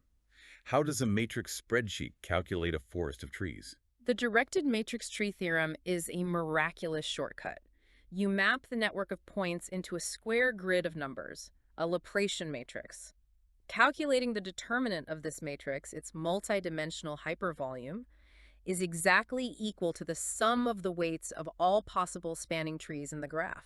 And because of the chamber rules, the matrix ends up being upper triangular, meaning everything below the diagonal is 0. So to find the determinant, you just multiply the numbers on the main diagonal. Exactly. The profound complexity of quantum gravity is secretly encoded in the simplest geometric rule imaginable, the volume of an upper triangular matrix. That covers section 4. Have we missed any nuances? I think we've thoroughly unpacked it. Let's proceed to the acknowledgments and appendices. They thank Nimar Khani Hamed, a giant in scattering amplitudes. In Appendix A, they deconstruct the standard MHV formula, maximally helicity violating. It showcases Hodge's determinant formula, which laid the scaffolding for using the matrix tree theorem. Appendix B is the grueling line-by-line derivation from the recursion. They use an LSZ reduction, the Lehmann-Szymanczyk-Zimmermann formula, which transitions from the messy off-shell virtual particles out to the distinct on-shell particles observed in a lab. They prove a momentum identity using telescoping sums, where the middle of the equation completely cancels out, and identify a distributional identity that acts as the gravitational analog of a Park-Taylor factor. The Park-Taylor factor revolutionized particle physics in the 80s by collapsing dozens of pages of strong nuclear force calculations into a single fraction. Finding a gravitational analog cements a profound bridge between the strong force and gravity. Finally, Appendix C provides the ironclad proof of the LW1 plus infinity recursion. They split the sum into a right part and a left part, apply the symmetry shift, find the telescoping collapse, and lock them back together in equation C20 to perfectly recreate the n-particle amplitude. The mathematical loop is closed. It is a flawless proof that the infinite symmetry generates the amplitude of space-time.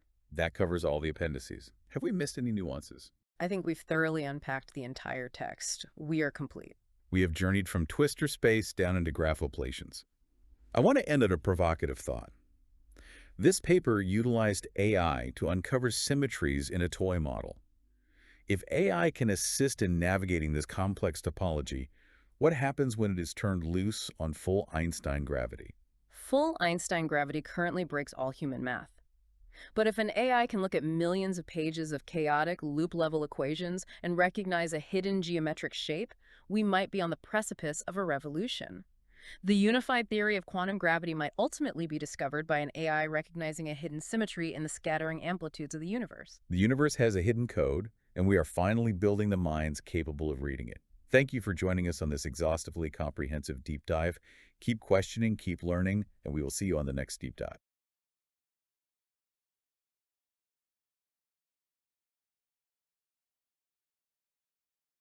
Welcome to the deep dive. Today, we are taking you on a journey to the absolute edge of theoretical physics. We really are going out there today. Yeah, we are talking about the epic, ongoing quest to reconcile Einstein's theory of gravity with the incredibly strange, counterintuitive world of quantum mechanics. Right. It's essentially the holy grail of modern physics. Exactly. And today, we have a stack of source material centered around one groundbreaking recent paper that might just represent a massive stepping stone toward finally achieving a unified theory of quantum gravity. It is an incredibly dense but deeply beautiful piece of work. It really is. Yeah.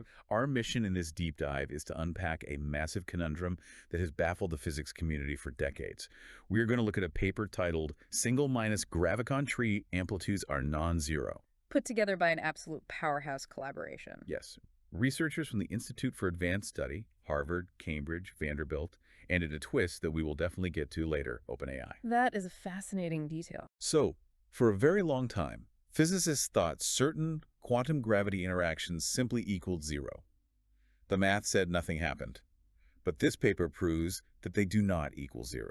The zeros were an illusion. Right, and the mathematical gymnastics used to prove it, along with the help of advanced artificial intelligence, is truly breathtaking. I am so ready to dive into this material, and I am counting on you to help us, and you, the listener, visualize these abstract concepts without getting lost in the jargon. That is exactly the goal. I will be here to synthesize this information, spot the patterns, and connect the dots for you.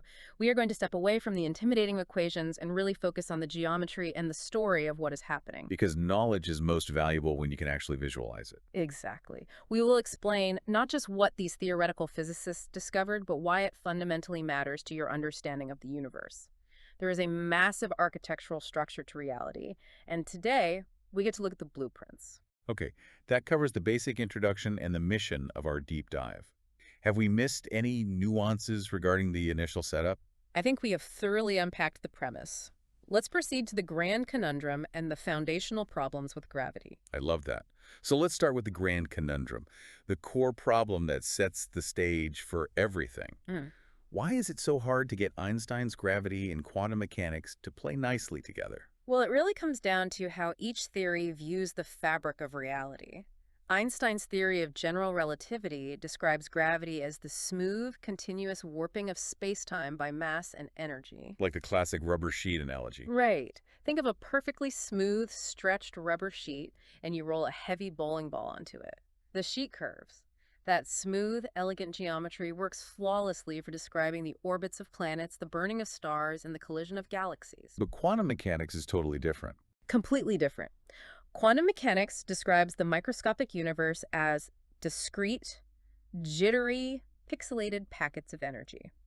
It is not smooth, it is blocky and jumping.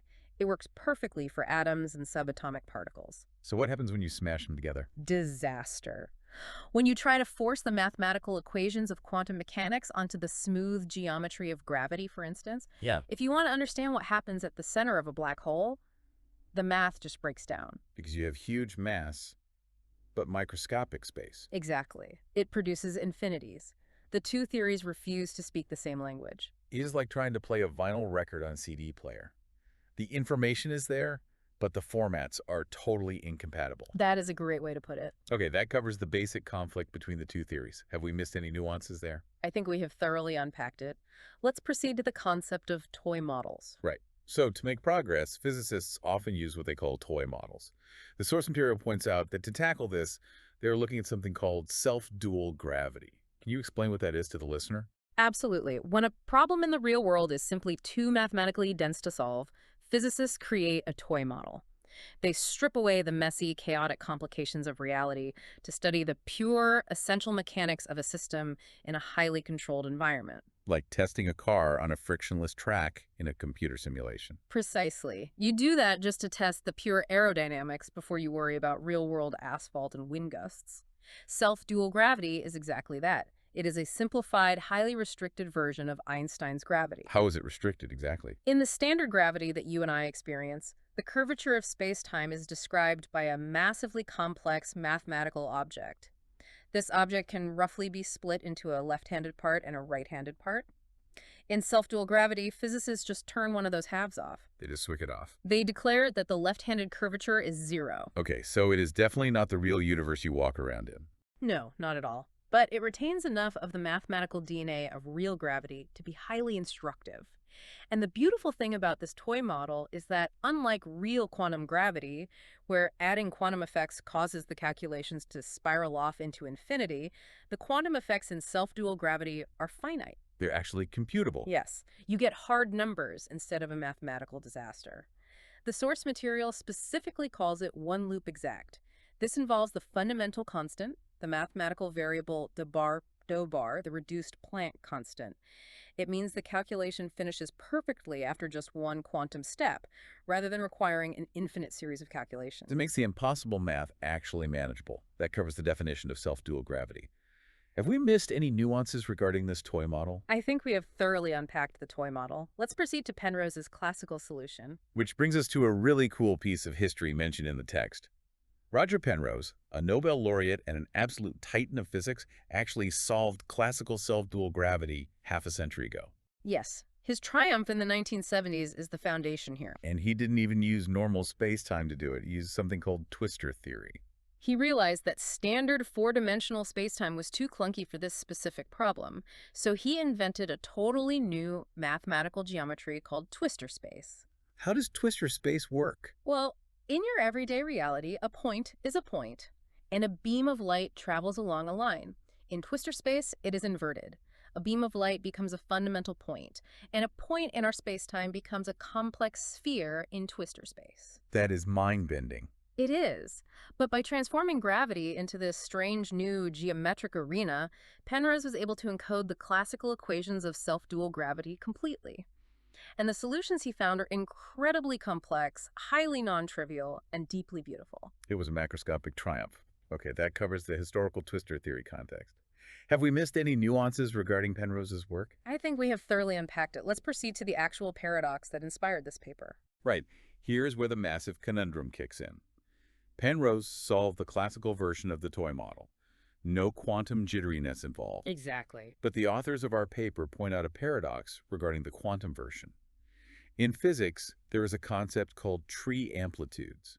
These are essentially the baseline mathematical descriptions of quantum particles, in this case, gravitons scattering off each other. Let me clarify that for the listener. A tree amplitude is essentially a Feynman diagram without any internal closed loops. It is the most fundamental level of a quantum interaction. And the rule is that these tree amplitudes are supposed to be the exact same thing as the classical solutions, just repackaged into the language of quantum mechanics. They're two sides of the same coin. Precisely. If you zoom out on a quantum tree amplitude, it must perfectly reduce down to the classical equations of motion. But for decades, the accepted dogma in the physics community was that if you calculated a tree amplitude in self-dual gravity involving more than 3 gravitons, specifically in a configuration called single minus, the answer was exactly 0. Nothing happened. So let me pose the question to you, the listener. How can Penrose's incredibly rich, complex, nonlinear classical solutions possibly be encoded in a string of quantum equations that just equal 0? That is the ultimate aha moment that inspired this entire project. It is a massive logical contradiction. You cannot build a stunningly complex, beautiful, classical cathedral out of invisible, non-existent quantum bricks. It makes no sense at all. The community somehow lived with this contradiction, assuming the tree amplitudes just vanished. But the authors of this paper looked at that and said, no, the classical richness is there, so the quantum amplitudes cannot be 0. We must be missing something. And the bombshell they drop in this paper is proving exactly that. The amplitudes are not 0, the zeros were an illusion. That covers the paradox perfectly. Have we missed any nuances regarding the classical versus quantum contradiction? I think we have thoroughly unpacked it. Let's proceed to section 2 of our outline, the loophole itself. Sounds good. To understand how they proved the physics world wrong, we need to understand what they were looking at. The title mentions single minus amplitudes. What does that actually mean for the gravitons? We need to visualize the particles. A graviton is the hypothetical fundamental particle that carries the force of gravity, just like a photon carries the force of light. And gravitons are completely massless, right? Yes. They travel at the speed of light, and they have a property called spin. Because they are massless, their spin can only be perfectly aligned with their direction of motion or perfectly anti-aligned. Like a football being thrown in a perfect spiral. Exactly. It can spiral clockwise or counterclockwise. In physics, we call these the plus helicity and minus helicity states. So imagine a scattering event, a microscopic collision involving any number of gravitons. The total number of particles is 9 the variable n. Okay, so 9 is gravitons colliding. A single minus configuration means that exactly one of those gravitons is spiraling in the minus direction. The helicity state is 1 minus 1, and every single other graviton in the collision is spiraling in the plus direction. So it is a very specific setup. One rebel graviton spinning backwards, surrounded by a crowd of forward-spinning gravitons. Yes. That covers the definition of the single minus configuration. Have we missed any nuances there? I think we have thoroughly unpacked the configuration. Let's proceed to the historical blind spot. Right. Why did physicists for the past few decades think the probability of this specific interaction was exactly 0? It was essentially a historical blind spot caused by mathematicians trying to keep things tidy. When you calculate these interactions, you have to choose a mathematical frame of reference, kind of like choosing where to place your camera to film a scene. And they chose a bad angle. Pretty much. In the past, physicists used what are called power counting arguments. They would choose a specific reference frame that made the mathematical vectors describing the particles perfectly orthogonal at right angles to each other. Why would they do that? Because it made the equations look clean and easy to manage. But by forcing the math into that rigid right-angle box, they artificially crushed the equations. There simply wasn't enough mathematical room, not enough powers of momentum in the numerators of their fractions to get a non-zero answer. It all collapsed to 0. They were essentially putting a filter on the camera that accidentally blocked out the very thing they were trying to film. Exactly. It was a self-fulfilling prophecy caused by an overly rigid choice of perspective. Okay, that covers the old power counting arguments. Yeah. Have we missed any nuances regarding why they thought it was zero? I think we have thoroughly unpacked the historical error. Let's proceed to the actual loophole the authors found. Perfect. So how did the authors of our paper bypass this? They found what they call a half-collinear loophole. And to explain this, we need to talk about how they visualize the math. Right. They don't use the standard four-dimensional vectors you might learn about in high school physics. They use something called spinor-helicity variables. And this is where the math gets incredibly elegant.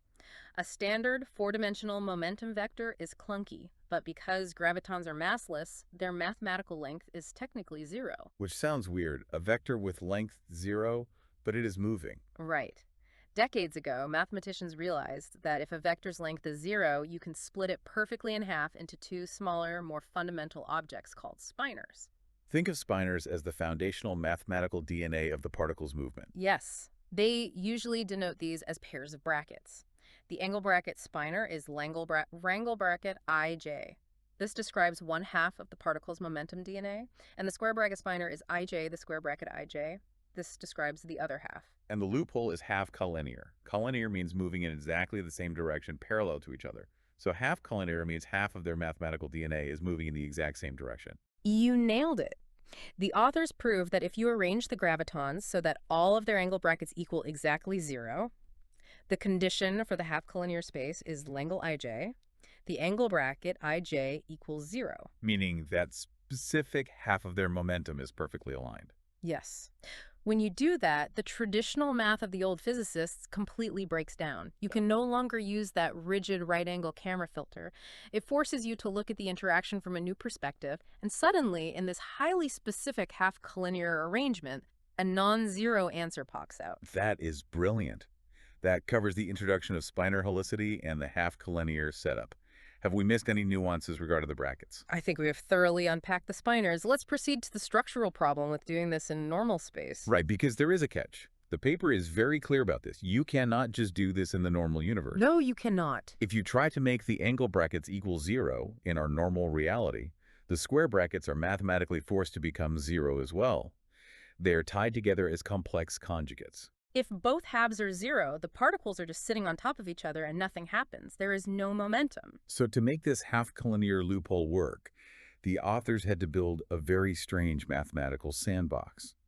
They moved the calculation into something called Klein space or used complexified momenta. This is one of the most mind-bending parts of theoretical physics. The space you and I live in is called Minkowski space. It has 3 dimensions of space, up and down, left and right, forward and backward, and 1 dimension of time, a 3+1 signature. Right. But mathematicians can play God with the geometry. Klein space is a space with 2 dimensions of space and 2 dimensions of time, a 2+2 signature. 2 dimensions of time. How does that even work conceptually for the listener? It is incredibly counterintuitive for a human brain, but mathematically, adding that second dimension of time acts like a pair of scissors. In our normal universe, the angle bracket spinor and the square bracket spinor are mathematically tied together. They dictate each other. But when you transition the math into this 2+2 Klein space, that tie is severed. Exactly. The spinors become completely independent variables. It unties the shoelaces of the math so the feet can move independently. Because of this, the authors could force all the angle brackets to equal 0, while the independent square spinor is minus the square bracket ij. The square brackets remained non-zero and independent. This allowed the scattering interaction to actually occur. Yes. The paper notes that by doing this, the interaction is localized to a null line on the boundary of space-time. So this isn't an interaction happening here in the room with us.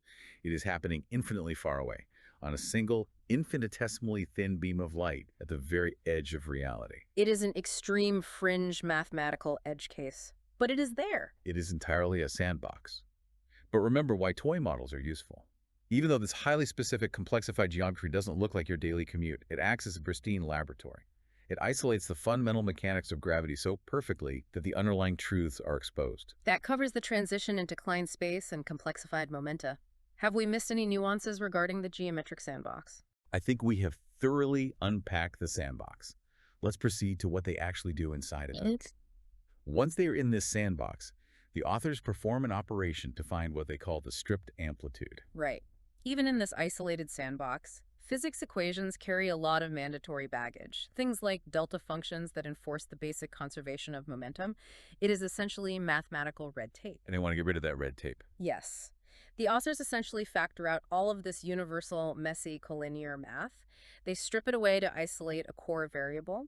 The equation for the stripped amplitude is m then the stripped amplitude m sub 1 through n. And this variable contains only the pure, naked, essential information of the interaction. Exactly. Once they isolate that, they can finally figure out what is orchestrating this whole event. Okay, that covers the stripping of the amplitude. Have we missed any nuances regarding the isolation of the variable? I think we have thoroughly unpacked it. Let's proceed to section 3, the infinite symmetries. Yes, section 3. Infinite symmetries and the decay region.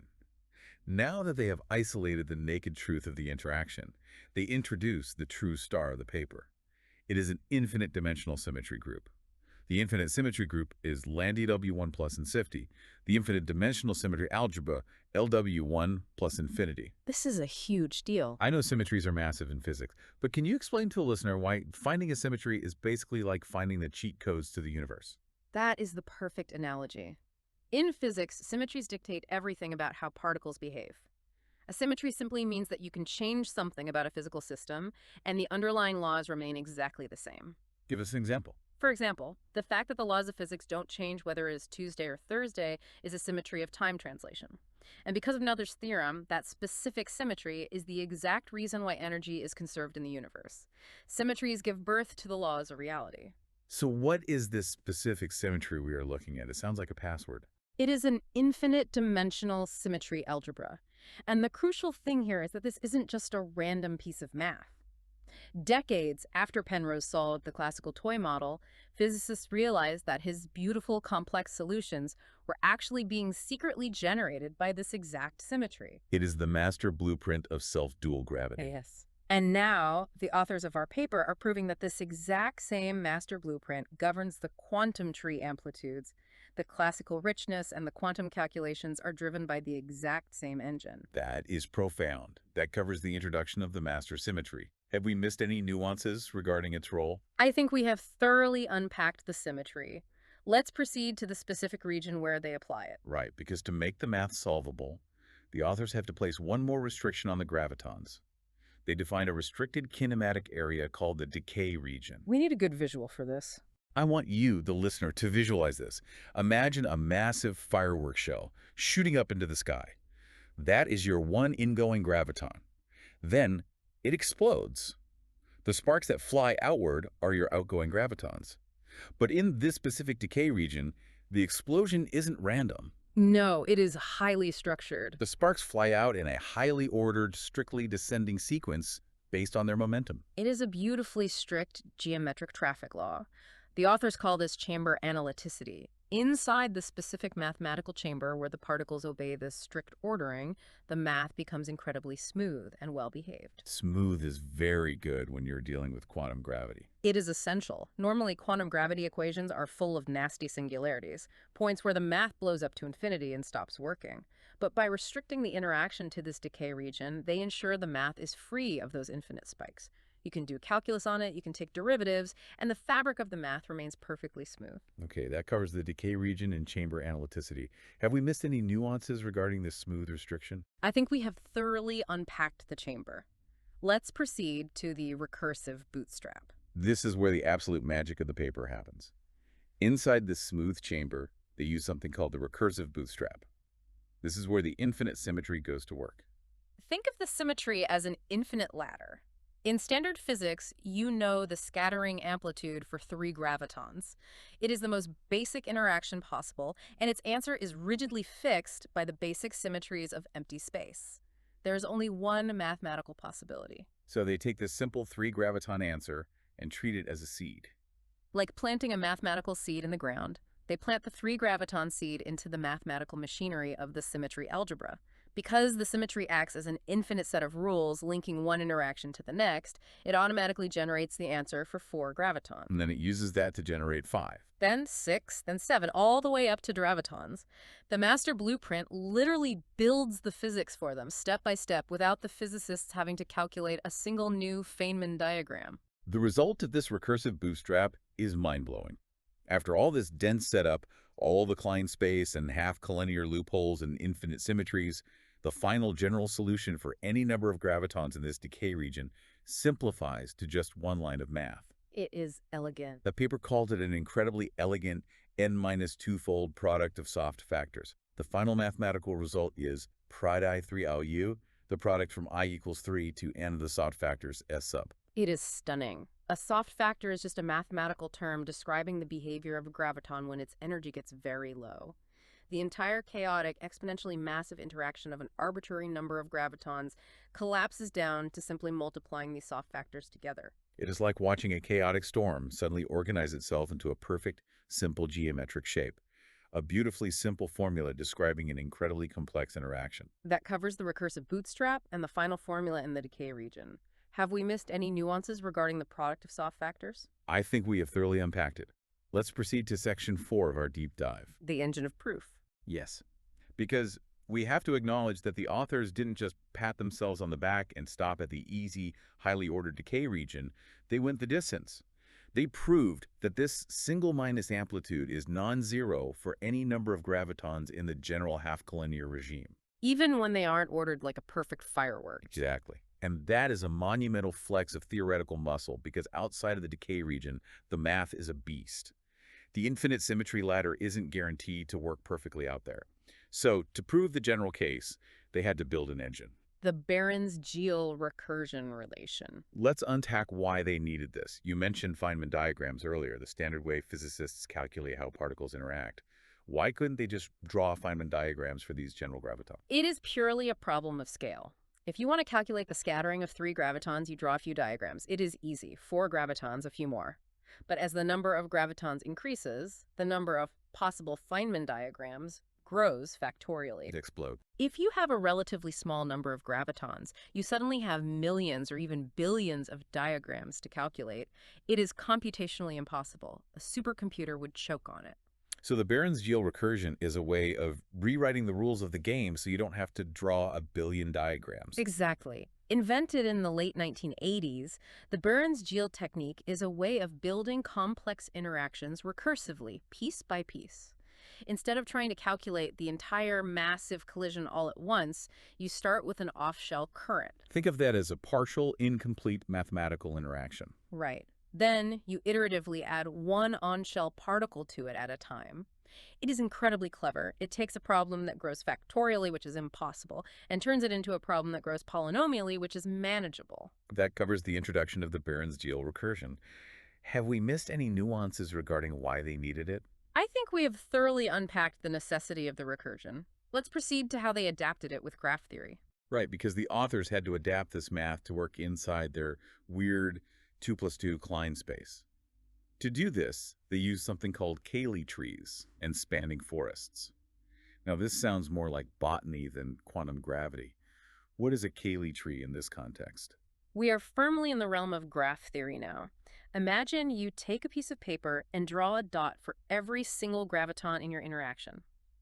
A spanning tree, or a Cayley tree, named after a 19th century mathematician, is a way of drawing lines to connect every single one of those dots together with one strict rule. You cannot create a closed loop. Exactly. If you trace a path from one dot to another, you can never end up back where you started. Because closed loops in quantum gravity create infinities. We want tree amplitudes, no loops allowed. Yes. A spanning forest is just a collection of these trees. The authors map out every possible connected path between the gravitons using these Cayley trees. They build massive networks of retarded and advanced multi-point vertices. Which are just technical terms for how the interactions flow forward and backward in momentum.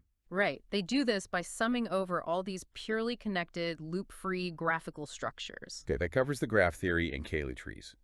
Have we missed any nuances regarding the spanning forests?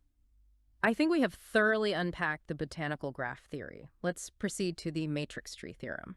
Yes, because they have this massive, sprawling forest of interaction paths. And here is where we get to the matrix tree theorem, which is arguably the coolest mathematical magic trick in the entire paper. It is deeply elegant. The directed matrix tree theorem is a famous result in graph theory. When the authors take their massive Barron's-Gillow recursion and evaluate it, they find that they can map all of these complex particle interactions onto a mathematical grid. Called a directed Laplacian matrix. Right. A matrix is just a grid of numbers representing relationships in this case, how the gravitons are trading momentum. And what happens when they calculate this matrix? They find that the sum of all those millions of complex, chaotic Cayley trees perfectly equals the mathematical determinant of this matrix. The determinant is a single fundamental value that captures the essence of the entire grid. But I want to make sure you, the listener, catch how wild this is. It is like taking a chaotic pile of a billion puzzle pieces, tossing them into the air, and watching them spontaneously snap together into a perfect, flawless square before they hit the ground. The exponential nightmare of the Feynman diagrams is completely tamed by the geometry of the matrix. It proves that there is a deep, hidden order to the universe. Even when the gravitons are interacting in chaotic, generalized ways, their collective behavior is perfectly governed by this matrix structure. That covers the matrix tree theorem and the general proof. Have we missed any nuances regarding how it solves the chaos? I think we have thoroughly unpacked the matrix theorem. Let's proceed to the connection with other forces. Right, because what is even more fascinating is that this entire framework doesn't just apply to gravity. The paper explicitly notes that these findings beautifully mirror similar recent discoveries in Yang-Mills theory. This is the connective tissue that excites theoretical physicists the most. Yang-Mills theory is a mathematical framework that describes the strong nuclear force, the force that binds quarks together inside the protons and neutrons of atoms. It uses completely different particles called gluons. Gravity obviously is a completely different force acting on massive cosmic scales. But what the authors are pointing out is that gravity and the strong nuclear force are secretly talking the exact same mathematical language. They both hide these single minus loopholes, and they are both governed by these deep geometric matrix structures. When two totally different pillars of physics start rhyming like this, it points strongly toward a hidden, unified architecture of reality. Which is exactly what the quest for quantum gravity is all about, unifying the macroscopic and the microscopic. That covers the Yang-Mills connection. Have we missed any nuances regarding the unification of forces? I think we have thoroughly unpacked the physics framework. Let's proceed to Section 5. The method of discovery. Yes. So we have covered the conundrum, the loophole, the infinite symmetries, and the incredible mathematical engine used to prove it all. The single minus graviton amplitudes are definitively not zero. But as we move into Section 5 of our deep dive, we have to talk about how this was achieved. Because there is a detail in the acknowledgments of this paper that feels like a shift in the history of science. You are talking about the AI contribution. Yes. The author list includes Kevin Weil, writing on behalf of OpenAI, and the text explicitly states that both GPT 5.2 Pro and a new OpenAI internal model play a significant role at all stages of this project. This isn't just a footnote. This is AI as the co-pilot of quantum discovery. We need to really analyze the rhetorical and historical impact of this. For centuries, theoretical physics has been the exclusive domain of human intuition. An Einstein or a Penrose stares at a chalkboard, spots a pattern in the chaos, and grinds through pages of grueling algebra to prove it.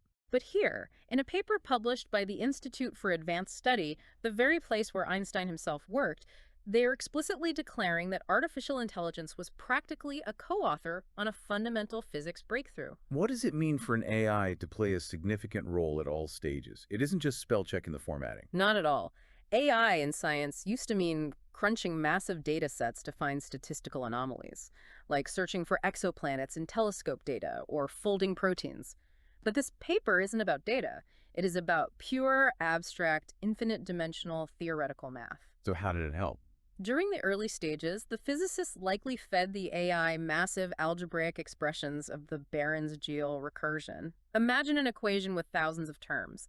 The AI can spot simplification patterns and algebraic identities that the human eye would simply miss in the noise. And when they were defining the boundaries of the decay region, the AI might have simulated the kinematic variables to confirm the math didn't generate those nasty singularities. Exactly. And when they were building that infinite recursive ladder with the symmetry group, the AI could rapidly compute the nested shifts in the momentum variables, verifying that the structure held sound as you move from 3 gravitons to 4 to 5, all the way to infinity. It fundamentally shifts the role of AI in theoretical science. The AI is actively navigating infinite dimensional symmetries and recursive mathematical proofs alongside human geniuses. It acts as an intuition amplifier. It extends the horizon of human capability. That covers the AI contribution perfectly. Have we missed any nuances regarding its role as a co-pilot? I think we have thoroughly unpacked the AI aspect. Let's proceed to what comes next. It makes you wonder what comes next. In the paper, the authors admit that while they found that beautifully simple one-line formula for the highly ordered decay region, they haven't yet been able to simplify the terrifying exponential general formula outside of that region. They literally leave the simplification of the general case to future work. And that is the new frontier. It is highly probable that an advanced AI model will be the entity that finally untangles that massive algebraic knot and simplifies the general kinematics. Human intuition set up the sandbox, defined the rules, and found the symmetries, but AI processing power might be what is required to fully map the territory. It is an incredible partnership. Okay. Okay, that covers the future horizons. Have we missed any final nuances before we wrap up? I think we have thoroughly unpacked the entirety of the paper. Let's proceed to the outro and summarize. Let's bring this all together and summarize the journey we just went on. We started with a decades-old contradiction in a toy model of gravity. How could Penrose's rich classical universe emerge from quantum equations that everyone thought equaled zero? The authors found a brilliant loophole in half-collinear space. Right, moving the math into a 2 plus 2 dimensional Klein space to untie the variables. They used infinite master symmetries to magically build the physics step by step. They used Cayley trees and matrix mathematics to tame the exponential chaos of the particles. And they proved, definitively, that the single minus amplitudes are not zero. All while co-piloting the discovery with advanced artificial intelligence. It is a masterclass in theoretical problem solving. But let's connect this back to reality for you, the listener, the so what of it all. Why should you care about abstract math happening in a 2 plus 2 dimensional sandbox infinitely far away on the boundary of space-time? Because uncovering these hidden, mathematically perfect structures in self-dual gravity is currently our absolute best practice run for solving the real universe. The infinite symmetry they proved here doesn't just govern the toy model. There is strong evidence it governs the real complexified Einstein gravity as well. Every time we understand how to untangle the math in the toy model, we forge a new tool that we can eventually use to untangle the macroscopic reality we live in. We are decoding the blueprints. Which leaves us with truly provocative final thought to ponder. If a mathematically perfect, infinite-dimensional symmetry secretly governs the quantum gravity of this toy universe, and if artificial intelligence is now capable of helping top-tier physicists see these symmetries hiding in the math, are we standing on the precipice of finally decoding the master equation of our own reality? What other hidden symmetries of the universe, what other profound unifications of nature are just waiting for the right prompt? That is the defining question of modern physics. The tools are evolving, the symmetries are emerging, the zero was an illusion, and the universe is far richer than we ever assumed. Thank you so much for joining us on this deep dive to the absolute boundary of space-time. Keep questioning the consensus, keep looking for the hidden symmetries, and we will see you next time. All right, let's dive right in. For decades, there's been this deep, nagging puzzle at the very heart of gravity. But a recent breakthrough, using a sort of simplified toy model of the universe, seems to have finally cracked it. And in doing so, it's revealed this hidden, absolutely beautiful structure. So let's unpack what this amazing discovery could mean for how we see the cosmos. So here's the big question, right? Why is it so darn hard to unite gravity and quantum mechanics? I mean, the holy grail for a lot of physicists is finding that one single theory that explains everything. But there's this massive wall they keep hitting. You've got the two pillars of modern physics. Einstein's general relativity, that's the big stuff, planets, galaxies, and then quantum mechanics, the super tiny world of particles. And the problem is, they refuse to get along. Yeah, and when you try to force them together, the math just completely falls apart. It starts spitting out these totally nonsensical answers, like infinity, which basically tells you you're doing it wrong. It's a huge, incredibly thorny problem. So to make any headway, what physicists do is they create these simplified toy models. You can think of them as practice rounds, right? It's a place where they can test out these huge ideas in a setting that's actually manageable before they try to tackle the main event, full-blown quantum gravity. And the particular sandbox we're playing in today is called self-dual gravity. Now, this is a really special, simplified version of Einstein's theory. But the cool thing is, it still has a lot of the same rich, fascinating structure as the real deal. It's called self-dual because it handles certain properties of gravitons, the particles of gravity, in this really neat symmetrical way. And that makes the math, well, a whole lot simpler to work with. The big hope is that if we can figure out the quantum rules in this little universe, it might just give us the critical clues we need to figure them out everywhere. Okay, but here's where it gets weird. This seemingly perfect little sandbox, it had its own massive mystery. Physicists stumbled upon this glaring contradiction between what the theory said should happen on the large cosmic scale and what it said should happen down at the tiny quantum level. And this puzzle, they called it the triviality conundrum. So this really gets to the heart of the problem. On one side, you have the classical theory. We're talking big stuff, space-time, that kind of thing. And it was known to be super rich and complex. I mean, the legendary Roger Penrose found all these incredible solutions in it. But then you look at the quantum side, and it looked, well, almost empty. The quantum interactions, what physicists call scattering amplitudes, which are really just the rule book for how particles bounce off each other, they were supposed to be basically zero if you had more than 3 gravitons interacting. Just nothing. And you can imagine, this drove physicists absolutely nuts. This quote from the paper just nails the feeling of confusion. How on earth can all that richness from the Penrose solutions be built from quantum interactions that are, well, nearly trivial? It makes no sense. It's like someone showing you this massive, intricate cathedral and telling you it was built using only 3 Lego bricks. You'd just think, no way, something has to be missing here. So this all led to a huge question. Was the quantum side of the story really that boring? Or was something hiding, right there in plain sight, all along? Well, a team of researchers decided to go back and check the math. And what they found, well, it changed absolutely everything. I mean, for decades, the answer really seemed to be yes. Every time someone ran the numbers, they came up with nothing. 0. But this new paper, it came along and challenged that whole idea. It asked a very simple question. What if everyone's been looking in the wrong place this whole time? And the answer? A big, fat, definitive no. They aren't 0. That long-held assumption was just flat out wrong. It turns out that the supposedly simple quantum theory was actually packed with hidden complexity. Get this, B scattering amplitudes, those interactions, they're non-zero for any number of gravitons. 4, 5, 100, it doesn't matter. So why did everyone miss them for so long? Because they were hiding. They only show up in these very specific, perfectly arranged configurations that all the previous calculations had just completely missed. The cathedral wasn't built from 3 bricks. There was a whole secret warehouse full of materials no one had even bothered to look in. Okay, so this special setup has a name. It's called a half-collinear configuration. And all that really means is it's a super precise alignment of the particle's momentum.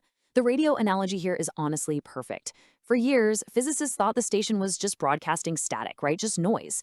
But what this paper shows is that they were just tuned to the wrong frequency. If you turn the dial just so, to this very specific spot, the music comes blasting through, loud and clear. The interactions were there the whole time. So that's the what they found. But the next big question is how? How did they figure this out?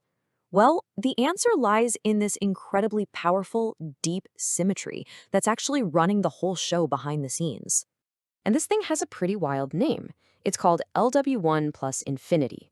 It's what's known as an infinite dimensional symmetry group. Now, all a symmetry really means in physics is a rule. It's something that tells you the laws of nature stay the same even if you shift your perspective or change something. And this particular symmetry, it's like the master key. It's the secret algorithm that lays out the exact rules for how these gravitons are allowed to interact. And this is how it all works. It's a recursive process, kind of like a chain reaction. You start with the one thing everyone knew about, that simple 3 graviton interaction. Think of that as your starting seed. Then you apply one of the rules from that big LW1 plus infinity symmetry, and boom, that rule takes your 3 graviton seed and generates the 4 graviton interaction. Then you do it again, and boom, you get the 5 graviton one, and you just keep going on and on all the way up. It's really like having a single Lego piece and one simple instruction book that lets you build something infinitely complex. And this is the really beautiful part. This whole quantum building process, it perfectly mirrors what's happening on the classical side of the theory. It turns out those super complex Penrose solutions, they're also generated by the exact same LW1 plus infinity symmetry. And just like that, the conundrum is solved. It's the same deep, fundamental symmetry that's building everything, both the huge classical structures and the tiny, intricate quantum interactions. It's all connected. So look, solving this paradox is a huge deal for understanding gravity, no question. But there's another part of this story. How they made this discovery is almost as revolutionary as the discovery itself, and it connects the cutting edge of physics with the cutting edge of AI. So let's just recap why this matters so much. First, it finally solves that nagging paradox, which means self-dual gravity is now a solid, coherent theory. Second, it shows this beautiful, deep link between the classical and quantum worlds, all tied together by this one symmetry. And finally, and this might be the biggest one, it gives physicists a whole new set of clues about how these kinds of powerful symmetries might work in the full theory of Einstein's gravity. It suggests that maybe the key to unlocking the whole picture has been hiding in these overlooked configurations all along. So how did they do it? You've got to read the very last line of the paper to find out. It reveals a research collaborator that you probably wouldn't expect. It says that this whole project, from the initial brainstorming all the way to the complex math, was done in partnership with advanced AI models. We're not talking about AI as a fancy calculator here. We're talking about AI as a genuine research partner in a fundamental discovery about the universe. You know, this partnership between human creativity and artificial intelligence, it really feels like a brand new frontier for science itself. And it leaves us with a really exciting question to think about. If AI can help us untangle the hidden secrets of quantum gravity, what other huge, profound mysteries of the universe are we about to unlock next? Today, we are diving deep into a really fascinating paper that, believe it or not, uncovers some of gravity's most elegant, hidden rules. It's called Single minus Graviton Tree Amplitudes are Non-Zero. And yeah, that title is a mouthful, but what it means is pretty mind-blowing. So let's start with the central puzzle, the big question that really kicks this whole thing off. How can a theory as incredibly rich and complex as gravity be built from a set of rules that, for the longest time, seemed almost ridiculously simple? It's a real paradox. To really get what's going on, you have to think of it as a tale of two gravities, right? On one hand, you've got classical self-dual gravity. This thing is a beast. It's filled with rich, complex solutions and has this massive, infinite dimensional symmetry. But then you look at its quantum counterpart, and for decades, everyone thought it had nearly trivial rules. The thinking was that interactions between its particles just stopped. They were thought to vanish if you had more than 3 of them involved. Weird, right? Well, that apparent simplicity, that idea that nothing was happening, it led to a major assumption that went unchallenged for decades. And that brings us right to the heart of our investigation, what we're calling the zero interaction. It was finally time to go back and really check the math. Okay, before we go any further, let's properly introduce our main character here, the graviton. What is it? You can think of it as the fundamental quantum bit of gravity. It's the particle that actually carries the gravitational force, kind of like how the photon is the particle that carries light. So how in the world do physicists figure out what these gravitons are up to? Well, they calculate something called a scattering amplitude. The easiest way to think about it is like this. It's the official rules of the game for how particles interact. It gives you the precise probability of a certain interaction happening. All right, another crucial piece of the puzzle you need to know about is called helicity. It's a particle's built-in spin, but, and this is the important part, it's measured along the direction it's moving. All you really need to remember is that a particle's helicity can be either plus or minus. That's it. And this brings us right to the scene of the crime, to our key suspect. We're not just looking at any old interaction. We're zooming way in on a very specific kind called the single minus amplitude. This describes an event where a bunch of gravitons are interacting, but only one of them has a minus helicity. All the rest, they're all plus. And here it is. This quote from the paper is the core of the whole mystery. For decades, these specific single minus interactions were, and I quote, often presumed to vanish. The scientific consensus was that if you calculated it, the answer would just be 0, a big fat nothing. It was seen as a non-event, basically a dead end. But what if there was a blind spot? You know, a special case that everyone had just been overlooking. The researchers on this paper suspected there was a loophole, a tiny crack in that old theory that everybody had somehow missed. And this really required a major shift in perspective. The old assumption, the one based on all the standard calculations, was just that these things are 0. End of story. But these researchers asked a totally new question. What if the particles line up in a very specific, half-collinear way? Would the old rules still hold up then? So what is this half-collinear configuration? It sounds fancy, but it just means a super specific alignment where all the particles are basically stuck on a single line in spacetime. This precise geometric setup is the loophole. It creates a special condition where the old rules, the ones that always gave you an answer of 0, suddenly just don't apply anymore. And by pushing right through that loophole, they found something that completely flips that old assumption on its head. This brings us to the big reveal of the paper, the moment everything changes, the non-zero answer. That's it. That's the discovery. It's not 0. After all that time, after everyone assumed it was nothing, the real answer was never 0. This simple little symbol represents a massive shift in how we understand gravity. Now, let's be absolutely clear about what this means. The paper proves with mathematical rigor that when you get gravitons in these special half-collinear setups, the single minus amplitudes are in fact non-zero. And this isn't just for like 4 or 5 particles. It's true for an interaction involving any number of gravitons. And get this. This discovery isn't just some abstract theoretical correction. The researchers didn't just prove that the interaction exists, they actually calculated its value. And in a special scenario they call a decay region, the answer turns out to follow a surprisingly simple and elegant formula. It's a real, concrete result you can actually use. Okay, so the number isn't 0. Why is that such a huge deal? This is where we get to the really profound part of the discovery, gravity's hidden symmetry. Right, because this is about so much more than just fixing an old calculation. Finding this non-zero result is like finding a clue that points to something way bigger. It points to a deep, incredibly powerful symmetry that's been hiding just beneath the surface of gravity this whole time, quietly pulling the strings. And that hidden structure? It has a name. LW1 plus infinity. It's a huge, infinite-dimensional symmetry group, and you can think of it as a kind of hidden grammar for gravity. A master set of rules that dictates exactly how all of these complicated interactions get built.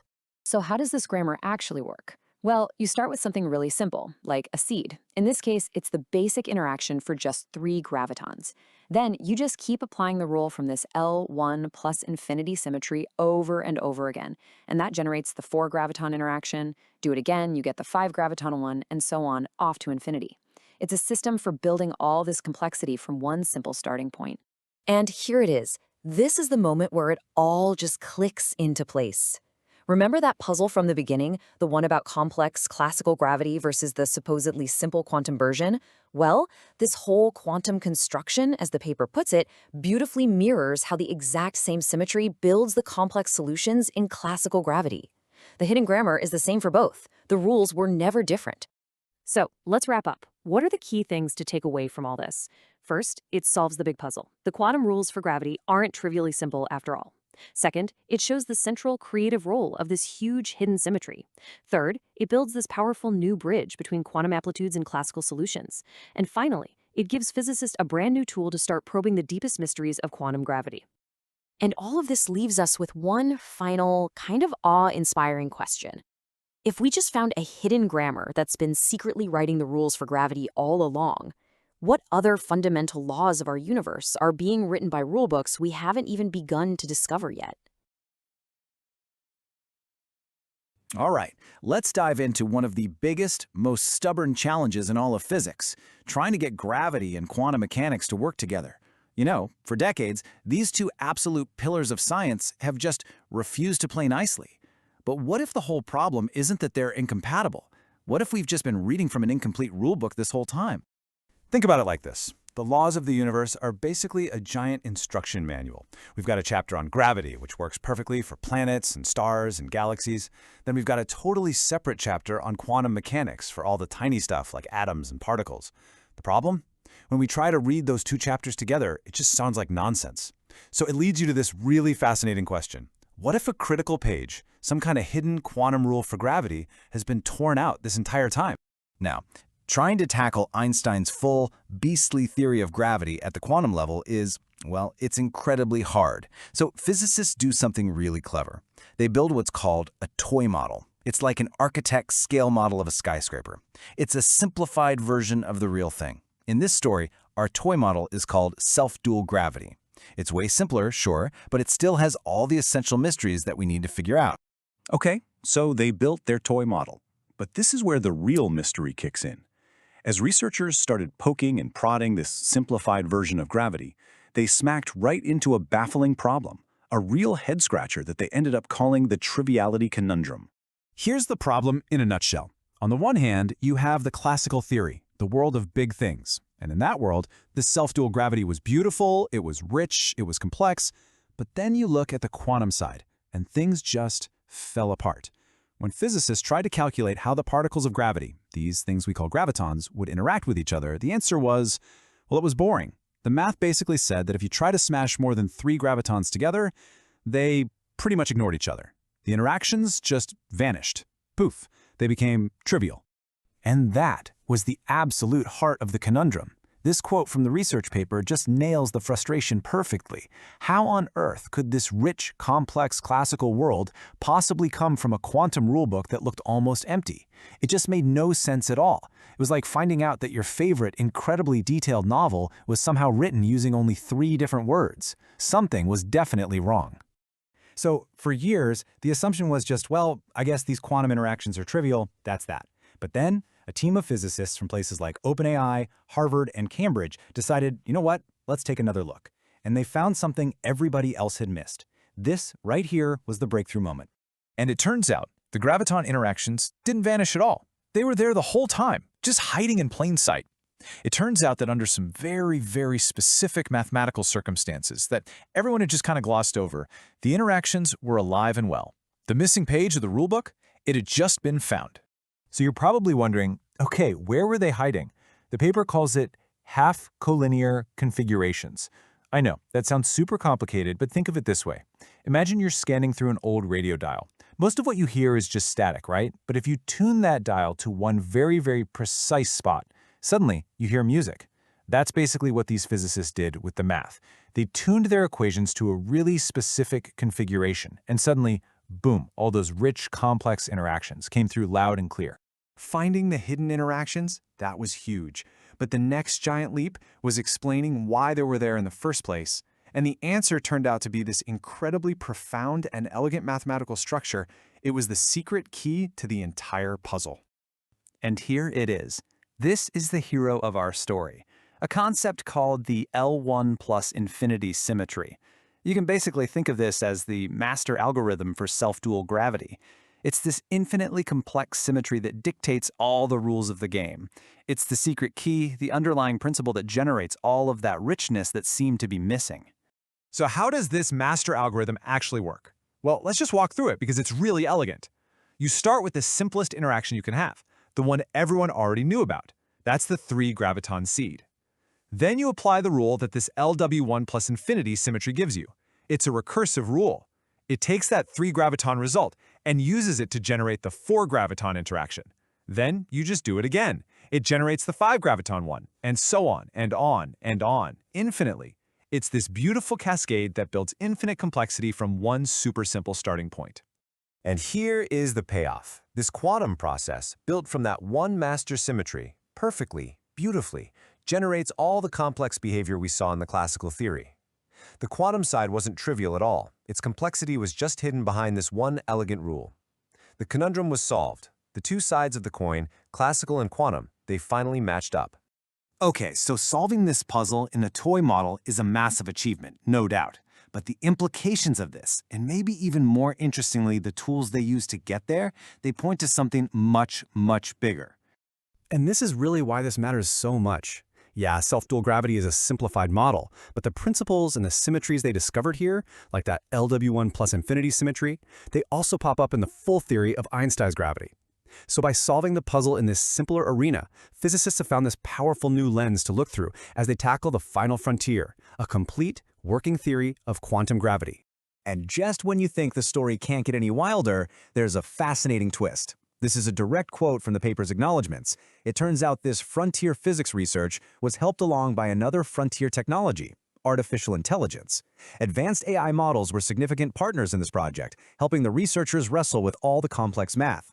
It's just a stunning example of how modern AI is becoming a legitimate, crucial tool for making fundamental scientific discoveries. And that leaves us with this final, kind of mind-blowing thought. If AI can help us find a missing page in the rulebook for gravity, what's next?